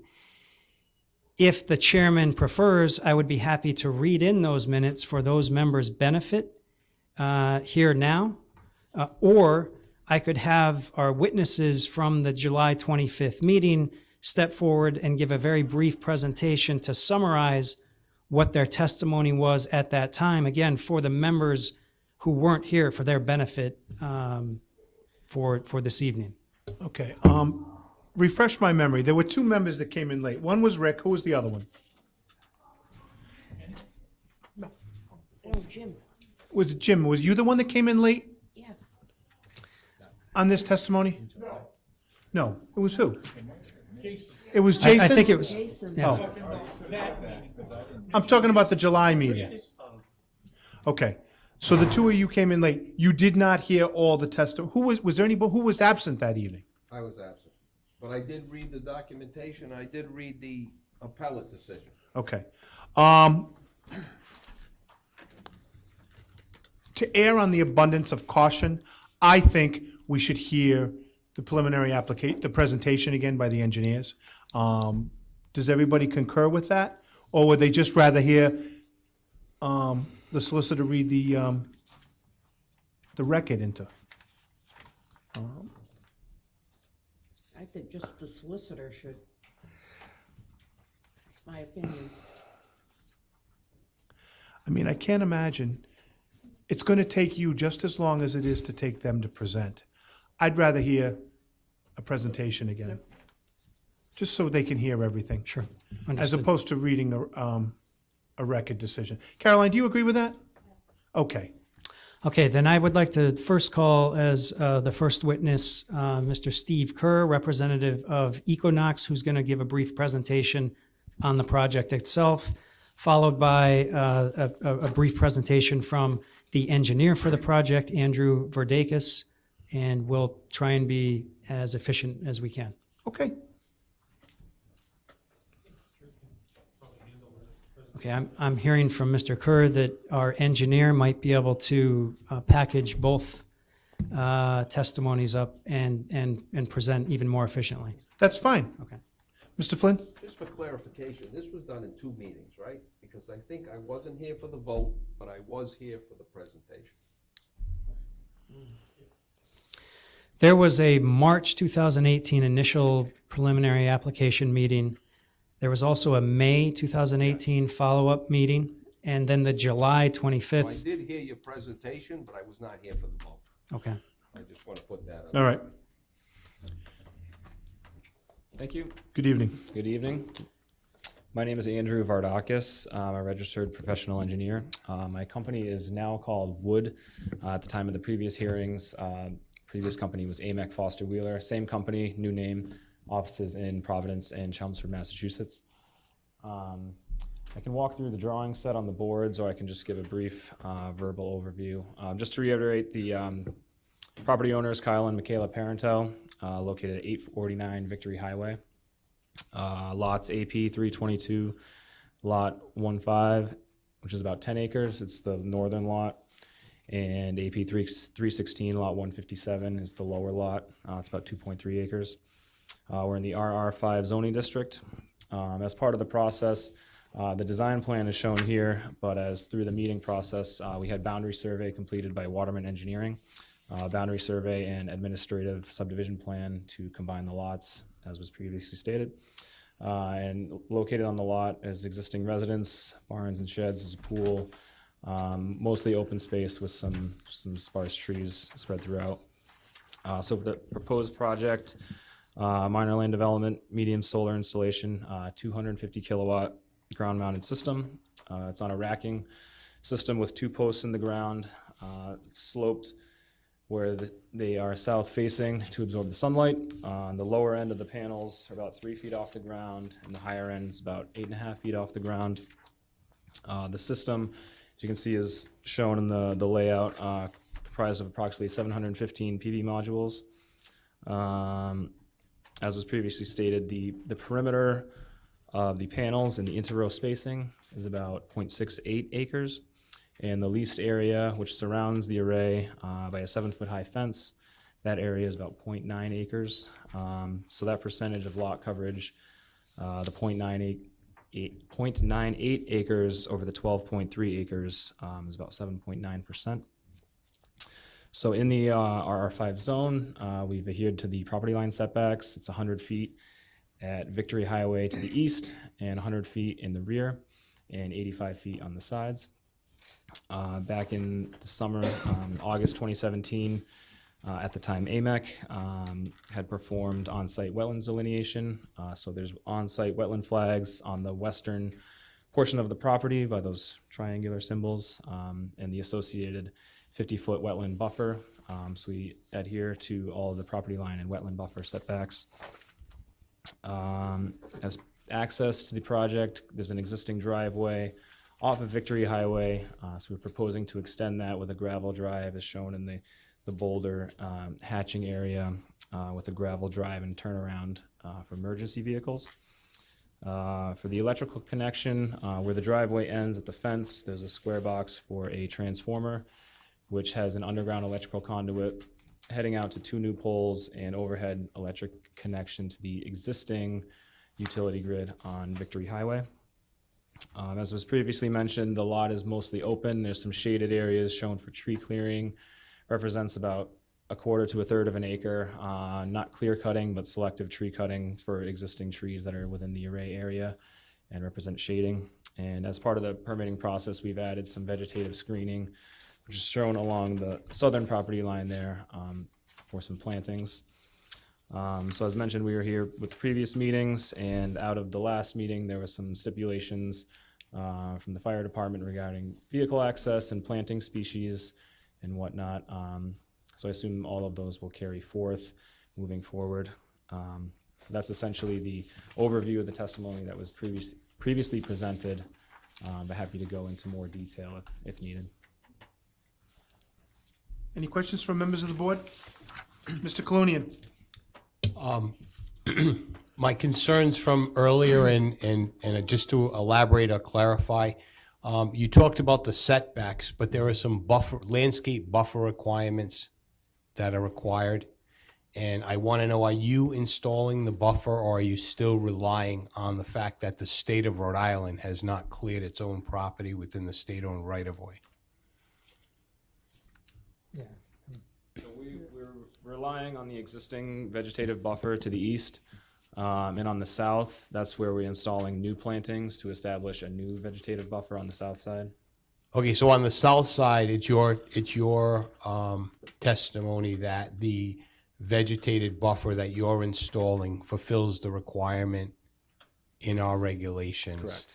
But on the easterly side, you're relying on the state-owned right-of-way, which at any given time could be cleared by the state of Rhode Island for whatever reason, and then leave that open.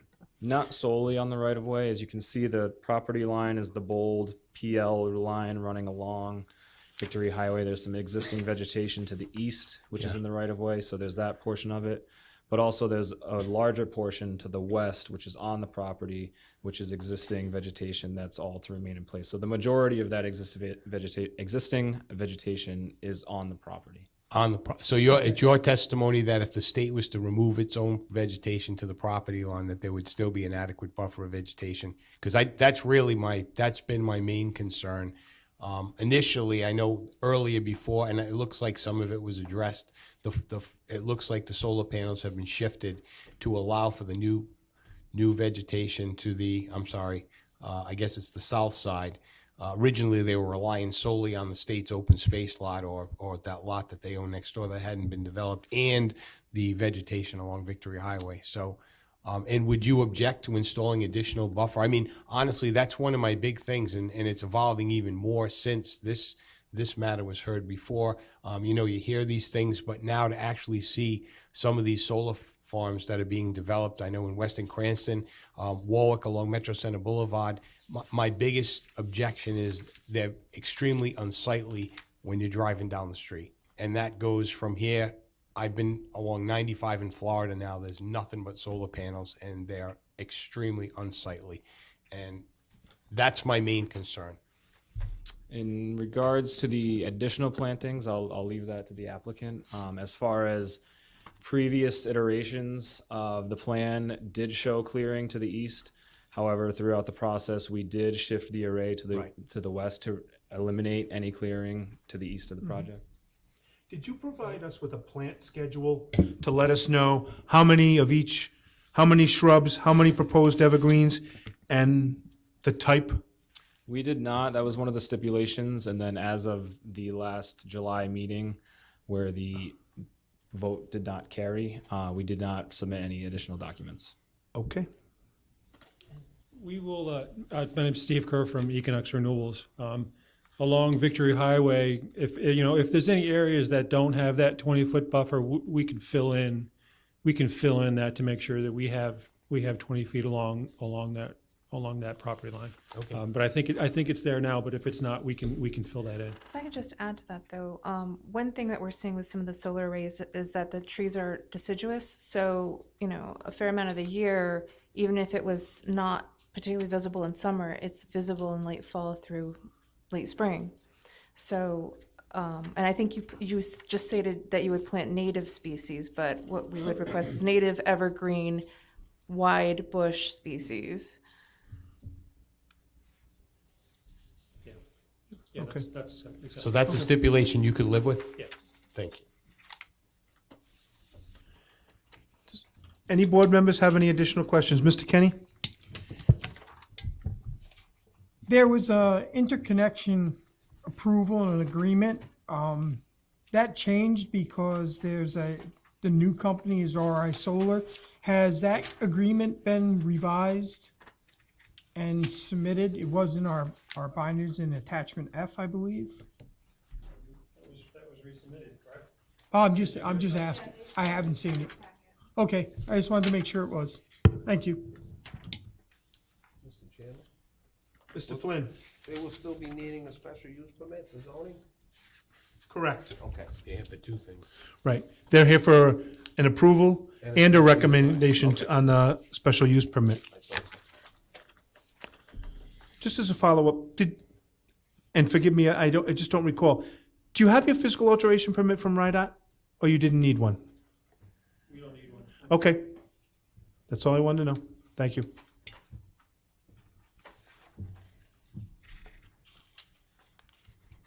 Any board members have any additional questions? Can I have a comment, Mr. Chair? Okay. Thank you. So, Glenn Anderson, I didn't agree that this went with the comprehensive plan. I'm sure you're aware. It's a learning curve. Maybe I should have shouted out findings of facts, which I have one, I guess, is all you need, but there's several. So I will name one, tonight, as I interpret the comprehensive plan. So before I do, you touched base on a couple times. We talked about the ordinance put forth. It also says that in here in the report that the mere passage of an ordinance does not, however, alleviate the requirement of such projects to comport with the comprehensive plan. So that's why I cite the comprehensive plan. Ordinances aside. I guess my finding of fact would be, I've read this, I'm just going to give this several times where it just says preserve and protect the western end, several times. But the one I'll give is, agricultural land use and zone. It's on page 63 of our comprehensive plan, rural, it lists the categories of districts and rural residential district RR5. A couple sentences, 4 down, the district is designed to preserve the rural character of the town, to preserve and protect environmentally sensitive land. And that's what we have out there. So there is some clear cutting. We've had bigger projects, sure, but there's a finding of facts. And the other one was section C on visions and goals. There was a vision, 20, 25 years ago, develop and implement the rural development standards to protect the distinctive rural character of Western Coventry, from the threat of suburbanization or urbanization. So take that on its face value. And I just want to be clear with you why. I stated it last meeting. And the only other thing is we talked about, it was mentioned the scale, why it might agree with the comprehensive plan, the scale of the project. So yes, we passed one one passed with 1 megawatt, and the 5 megawatt did not pass because something triggered amongst the boards in their minds saying, wow, 5 megawatt, right? So I don't know if it was because of an industrial scale. I don't know if it was a land scale. I don't know why, but something triggered that this isn't right. So it's in my opinion, and the finding of facts, that I don't think any of this is right out in District 1, because it goes against the comprehensive plan for that matter. Also, just easy math, you know, and I said this in a couple of meetings on a couple different projects, was whether you have a 1.5 megawatt or eventually, you know, 250 kW, it's the same land. It's the same 5 megawatt that triggered our minds to say this ain't right. So I hope that covers, because I don't want to embarrass this commission at all, and I just want to speak frankly. I really, really appreciate this process. This was impressive. I've learned a lot. And that's why I just wanted to be upfront with you, council, because I was upfront with on the previous meeting. So thank you. Thank you, sir. Anybody else have anything they'd like to ask of the applicant? Or comments they'd like to make? Mr. Ozenkowski? I didn't know what Glenn was going to say, but so now it's easy for me. I sort of second those sentiments. I wasn't quite following how findings of fact were not revealed, because that statement was made. So to me, that's one of the criteria is it consistent with the comprehensive plan? My opinion, it's not in keeping with the comprehensive plan. I view this more towards a commercial industrial type of activity. You heard one of the board members mention several times how unsightly these are. To me, I think unsightly. I don't think that's rural characteristic of the town. I don't believe that's what we as a town envisioned prior to the advent of solar fields. So to me, I think that criteria was satisfied during that initial hearing. And I guess I'll leave it at that. Chairman, may I respond briefly? Please. Just to address both members' concern, and I appreciate what you're saying. I would like to emphasize that this project does in fact maintain the rural character of Green. I mean, there's no infrastructure improvements whatsoever. There's no loading and offloading requirements, no off-street parking. There's no signage. There's a limited presence of abutting residences. The abutters will not hear this project. They're not going to see it. Essentially, the rural character as the property is now is going to be maintained, and that helps the district maintain its rural character and the village maintain its rural character as well. And in terms of the other precedent, the Lewis, I think Commission Member Anderson was referring to the Lewis Farm application. There was the WED application that was the larger project. Then there was the Lewis Farm application that was approved. And all of the important factors in play with the Lewis Farm solar application in terms of the size, it was a 1 megawatt, it was a 133 acre lot.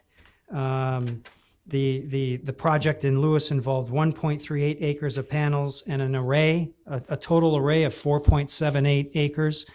This project falls under all of those parameters as precedent already set. So it's a small project, and it's going to help maintain the rural character of the property, and the neighborhood will be maintained. Mr. Flynn? If I could say one thing, we do have an ordinance that allows solar array. We have a fairly new ordinance. The WED that we denied had 43% lot coverage, where the old ordinance only permitted 40% lot coverage. So that was one of the reasons. The one that we did approve fit, in my opinion, our comprehensive plan and our zoning plan. And I still believe that this one also fits, and I do happen to agree with the appellate decision. If you read it, I happen to agree with it. Thank you. And I just want to make a statement. We did deny one other one. There was another one we denied also, and that was on Hopkins Hollow Road, and that was an application from the Wind Energy Development Corporation, the same people who have the wind turbines off Block Island. We denied that application also. So, and all of those were major, major solar arrays as opposed to this one, which is a medium. So, just want to state. And just to emphasize the final point, and that is that the appeals board decision, conclusions of law state that the project is consistent with the comprehensive plan. The decision itself, as well as the development regulations, state that this remand decision must be consistent with the appeals decision. So that, when I said earlier that I think we're here today to get an approval, I think that's consistent. I don't know that there's a lot of room for a denial here based on the evidence, the conclusions of law, and what Article 12 of the subdivision and development regulations tell us about what the scope of the remand is. I'd just like to make one statement as a follow-up to what he said on, the planning staff. We have a full-time planning staff. They're professionals. This is what they do. They state on page 8 of 10, based on the information submitted, the department does not see a basis for denying this preliminary application. So, it's stated right here by the staff. So I just wanted to let the members know that. I just wanted to add that I don't disagree with the position that we have. Again, my main concern, and I don't know where this is going to unfold with the new comprehensive plan, but as I'm starting to see these solar panels projects, when we go back 6 months to a year, they were kind of new to Coventry. Now that I've seen them, I think the thing that's working in your favor is you're not doing a lot of clear cutting. But if you take a ride down Hope Road in Cranston or down Metro Center Boulevard in Warwick and look at some of these solar arrays that are right up to the street where they just cover the entire parcel, and you think about going to West, that piece on Hope Furnace Road is just amazing. And in Florida, I was there 2 weeks ago, and to see the amount of solar arrays on both sides of 95, just acres and acres and acres, they're just ugly. And I cannot imagine allowing these things to continue to fester in Western Coventry and having people clear cut acres and acres of land and then not have the buffer. So fortunately, because of your presentation, because of the buffer, and because most of this property is already cut where these things are going, that's the only thing I have, I think tonight that's gonna sway me to vote in favor of this. Anybody else? Did you, Mr. Flynn? Sure. Mr. Coloni, and I appreciate what you're saying, but all the farmland in the western end did have trees at one time, and they were cleared. And I don't believe that you can stop anybody from clearing the trees on their property. So farmlands were created from cutting trees. So there's very little tree cutting in this applicant. So that's why I'm in favor of it. Okay. Anybody? Yeah, the only thing I'd say before the motion that doesn't have any bearing on the motion is that a lot of the discussion has to do with the aesthetics or anthropogenic kind of human-induced impacts, and part of the comprehensive plan, in keeping with the rural characteristic, also protects the environmental component of the rural characteristic, and clearing areas or clearing vegetation to put up what I view as more of an industrial type of project is not in keeping with good habitat conservation, my opinion. So, although there won't be much, if any, clearing on here. this project. That's right. If anything, he's adding vegetation.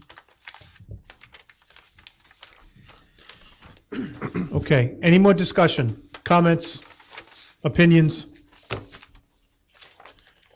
Okay, hearing none. At this time, I will entertain a motion.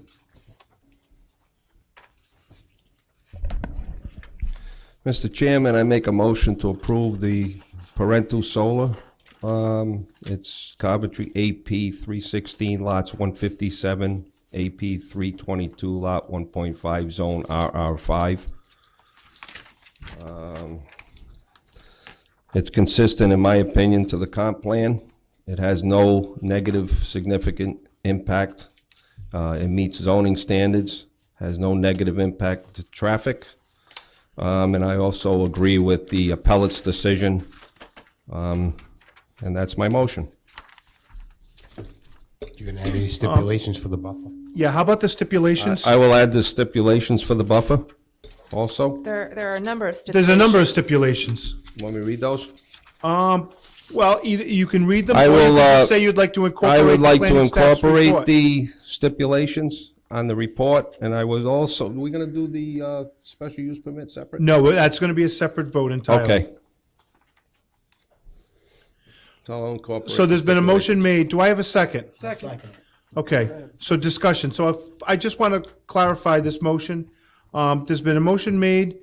There was a finding of fact, and the 2, 4, 6, 8 stipulations that were included in the planning director's report are going to be included as part of that application. Yes. I mean, recommendation. Okay, any more discussion? Okay. Hearing none, we'll take a vote. All those in favor? Russ, Aye. Aye. One, or no, okay. It already what happened. It's gonna say take a poll. If you'd like me to poll, I'll poll. Well, you might have to, so, I was trying to be preemptive. Okay, I'll poll the audience. Not the audience, I'll poll the members of the board. I think they'll all say yes. Mr. Flynn? Yes. Mr. Porcelli? Yes. Mr. Kenny? Yes. Mr. Colunian? Yes. The chair votes yes. Ms. Lukowitz? Yes. Mr. Anderson? No. Mr. Rozankowski? Nay. Mr. Mattson? No, okay. Thank you very much. So that is a 6-3 in favor. The motion carries. Okay. Next item, we have a recommendation on the special use permit to the zoning board. I don't believe we need any more testimony on that. I'll entertain a motion on that recommendation. I'll make a favorable recommendation to zoning for the preliminary plan approval. The PC may also wish to provide a favorable yes. Special use permit. Okay, so there's a favorable recommendation on the special use permit made by Mr. Flynn. Do I have a second? Second. Seconded by Ms. Lukowitz. Discussion. Can you clarify the special use permit? What is it containing? What is it covering? As written in the report. A special use permit is required for a medium-sized solar array. There's nothing more to it. There was another statement in there regarding vegetation too. That's what I sort of threw me. Under zoning standards, it said the applicant applied for a waiver for a buffer. Yeah, That was under the other motion. I think that was a prior, so I Okay. think they moved the array, and that's no longer an issue. Okay, you can weigh in during public, during comment, yes. Just to clarify, the waiver is no longer being sought on the Okay. buffer. Yeah, Okay. so I needed to update my report. Okay, any more discussion? Do I need to poll the members? Might as well. I'll poll them this time. I'll start down this end. Mr. Mattson? No. Mr. Rozankowski? No. Mr. Anderson? No. Ms. Lukowitz? Yes. Chair votes aye. Mr. Colunian? Yes. Mr. Kenny? Yes. Mr. Porcelli? Yes. Mr. Flynn? Yes. Okay. You have a favorable recommendation, the zoning board. Good luck. There's one statement I just want to make you aware of, now that we're all done. You will be coming back before us for final. You didn't ask for an administrative final. Frankly, I wouldn't have granted you an administrative final, and the reason was there's, staff has mentioned utility leases, liability, insurance certificates. That's stuff we're going to want to see for final. So I'm just letting you know you will be coming back before this board for final. Decommissioning too, right? Okay, yeah, and all that stuff. Yeah. Okay? Okay. Good luck. Thank you, Chair, and You're members welcome. of the commission. Thanks, guys. Okay.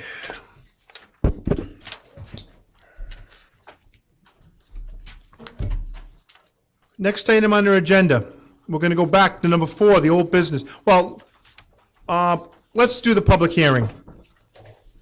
Can I have a motion to open up the public hearing on 4.5, the Coventry Subdivision Land Development Regulations? Do I have a motion? So moved. Motion made by Mr. Clooney, and second? Seconded by Mr. Pacelli. All those in favor? Aye. Okay. Caroline, this was for A, B, and C, Article 6A1, Article 6B2, and Article 7, Definition C2. Basically, the first one was to amend the signatures required to endorse a plan. So just the chair and the administrative officer will be signing MyLars, whereas before, the secretary was also required. Number 2 was to amend the first sentence to read, "All plats and plans shall be submitted to the administrative officer for endorsement and recording. The administrative officer shall calculate the recording fee, and the applicant submit a check payable to the town of Coventry for recording fees."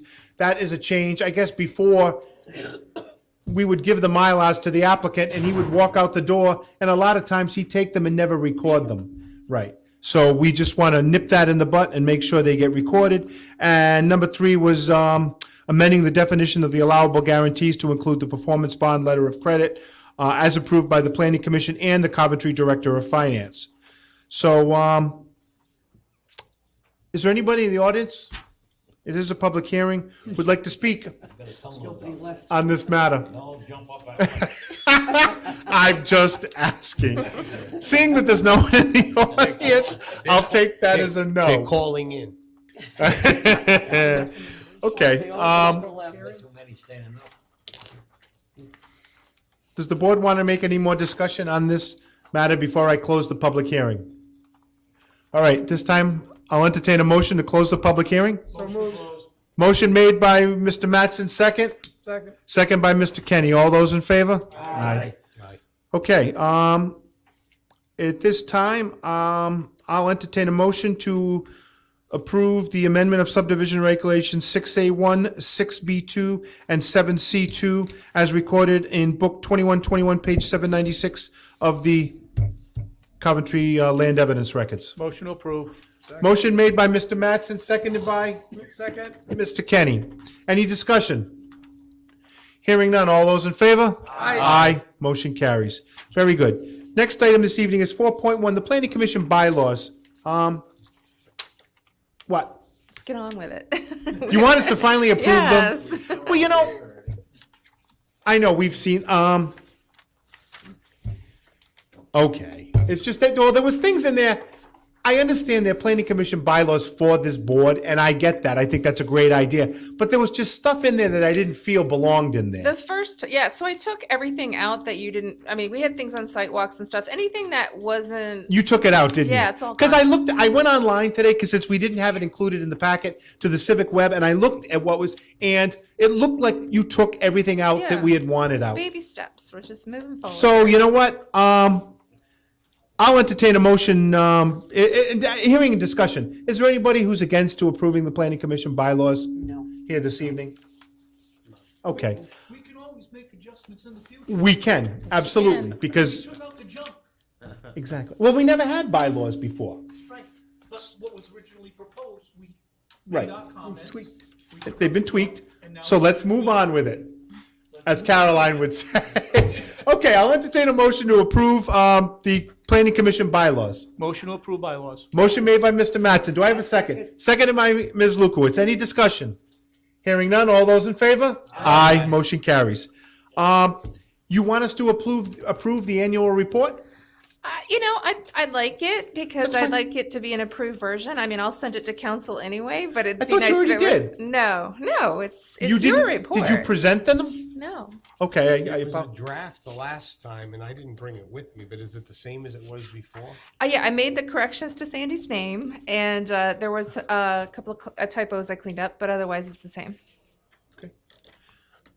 Is anybody against approving the planning commission annual report for 2018? Not if they want it. Okay, if there's no opposition, I'll entertain a motion to approve. Motion to approve. the Motion made by commission Mr. annual Kenny. report. Do I have a second? Seconded by Mr. Anderson. Discussion. All those in favor? Aye. Okay. Proposed checklist changes for subdivision land development. Caroline, Yes.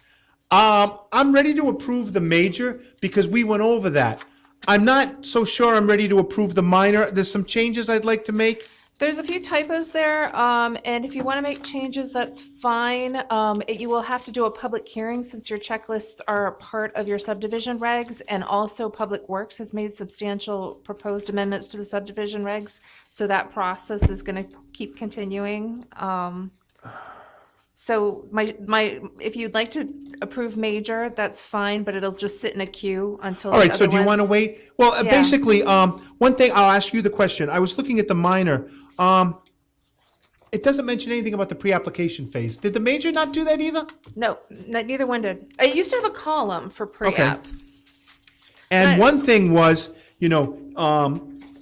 which jumped out at me, which needs to be changed in the minor, was forgive me for a minute. The language on the, number 16, on the survey. Do you recall we made that language change to the major? Yeah. On the class 1 required Yeah. for the major? But it doesn't apply to the minor because the minor goes straight to preliminary. And at preliminary, you need the class 1. Okay. Do you know what I'm saying? I do. So you would go back to the old language that required the class 1 boundary survey because there's no Right. step in between. We're going straight to preliminary. Got it. Okay, so that was the first thing that jumped out at me. So can we continue that till next month? Sure. Okay. If Public Work, I'm sorry, if Public Works is making, why can't we just do the whole package? Like, I'd be very interested to see what other things might be changing. Well, yeah, this is together the with first the I've heard of Public Works also. Me too. So the director of Public Works has already gone through the checklist, and I've made some adjustments based already on his feedback. But I guess there are things that they're hitting in Public Works and engineering that they need the Planning Commission to take care of, and I haven't seen the changes, so I have no idea what they are. But the subdivision regs, there's all kinds of, there's inconsistency with state law, so it's just, we're just Okay, gonna so keep you know that what? train rolling and. Let's wait till 1, and because to be honest, there's things I like to see removed. As an example, the cul-de-sac and the major land development. And the stenographer. I mean, And the it's- stenographer and the proposed length of a cul-de-sac. I agree. Yes, So, yes, okay, all right. we'll keep kicking that one down. And the last one was the reinstatement of the Technical Review Committee. You passed that out here this evening. I have not had a chance to read it. We did discuss it in the agenda-setting meeting. My question to you is, and I just have to refresh my memory. Yes. Is this is it mandatory for a major major subdivision? So based on what our mini discussion was and what is in front of you, what I ended up with on that draft is to make it mandatory for major subdivisions and land developments, but minor or anything lesser would be at my discretion. Okay, and that's what I believe we spoke about, correct? Yes. Yeah. For the rest of the members of the board, let me just briefly go into the Technical Review Committee.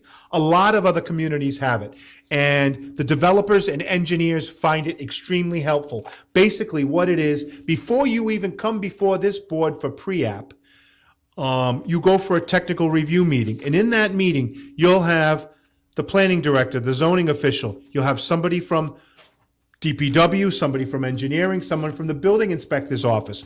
And the developer comes forward, does not have to have fully engineered drawings, explain what he wants to do with his project while he's got everybody, and ideally somebody from the fire department too in the room, while he's got all these professionals in the room, and he can get all his questions answered very early on before he begins his project.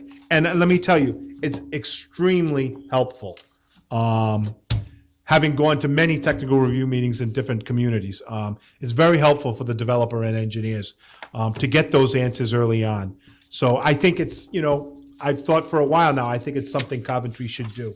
So I would support this. If there's anybody else who disagrees with me, wants to speak to that matter, I'll listen. I would say that just if you want to support setting up the TRC, but don't bind it to that particular write-up, because you might want to change that. Okay. So what you'd like us to do is establish the technical review Exactly. committee, but not bind them to these guidelines? Correct. Okay. But the one thing I would like to bind them to is major are mandatory and the minors are at your discretion. Well, and the reason I'm pushing it is because we now have 3 fairly large subdivisions in the pipeline. We may have another 5 megawatt in the pipeline. Yeah, no, I know, it's not gonna end. So, I need a TRC on the front end. Okay, good. All right, do I have a motion to approve the establishment of a TRC? So moved. Made by Mr. Kenny. Do I have a second? By Mr. Mattson. Discussion? Hearing none. All those in favor? Aye. Okay. Is that it? I believe so.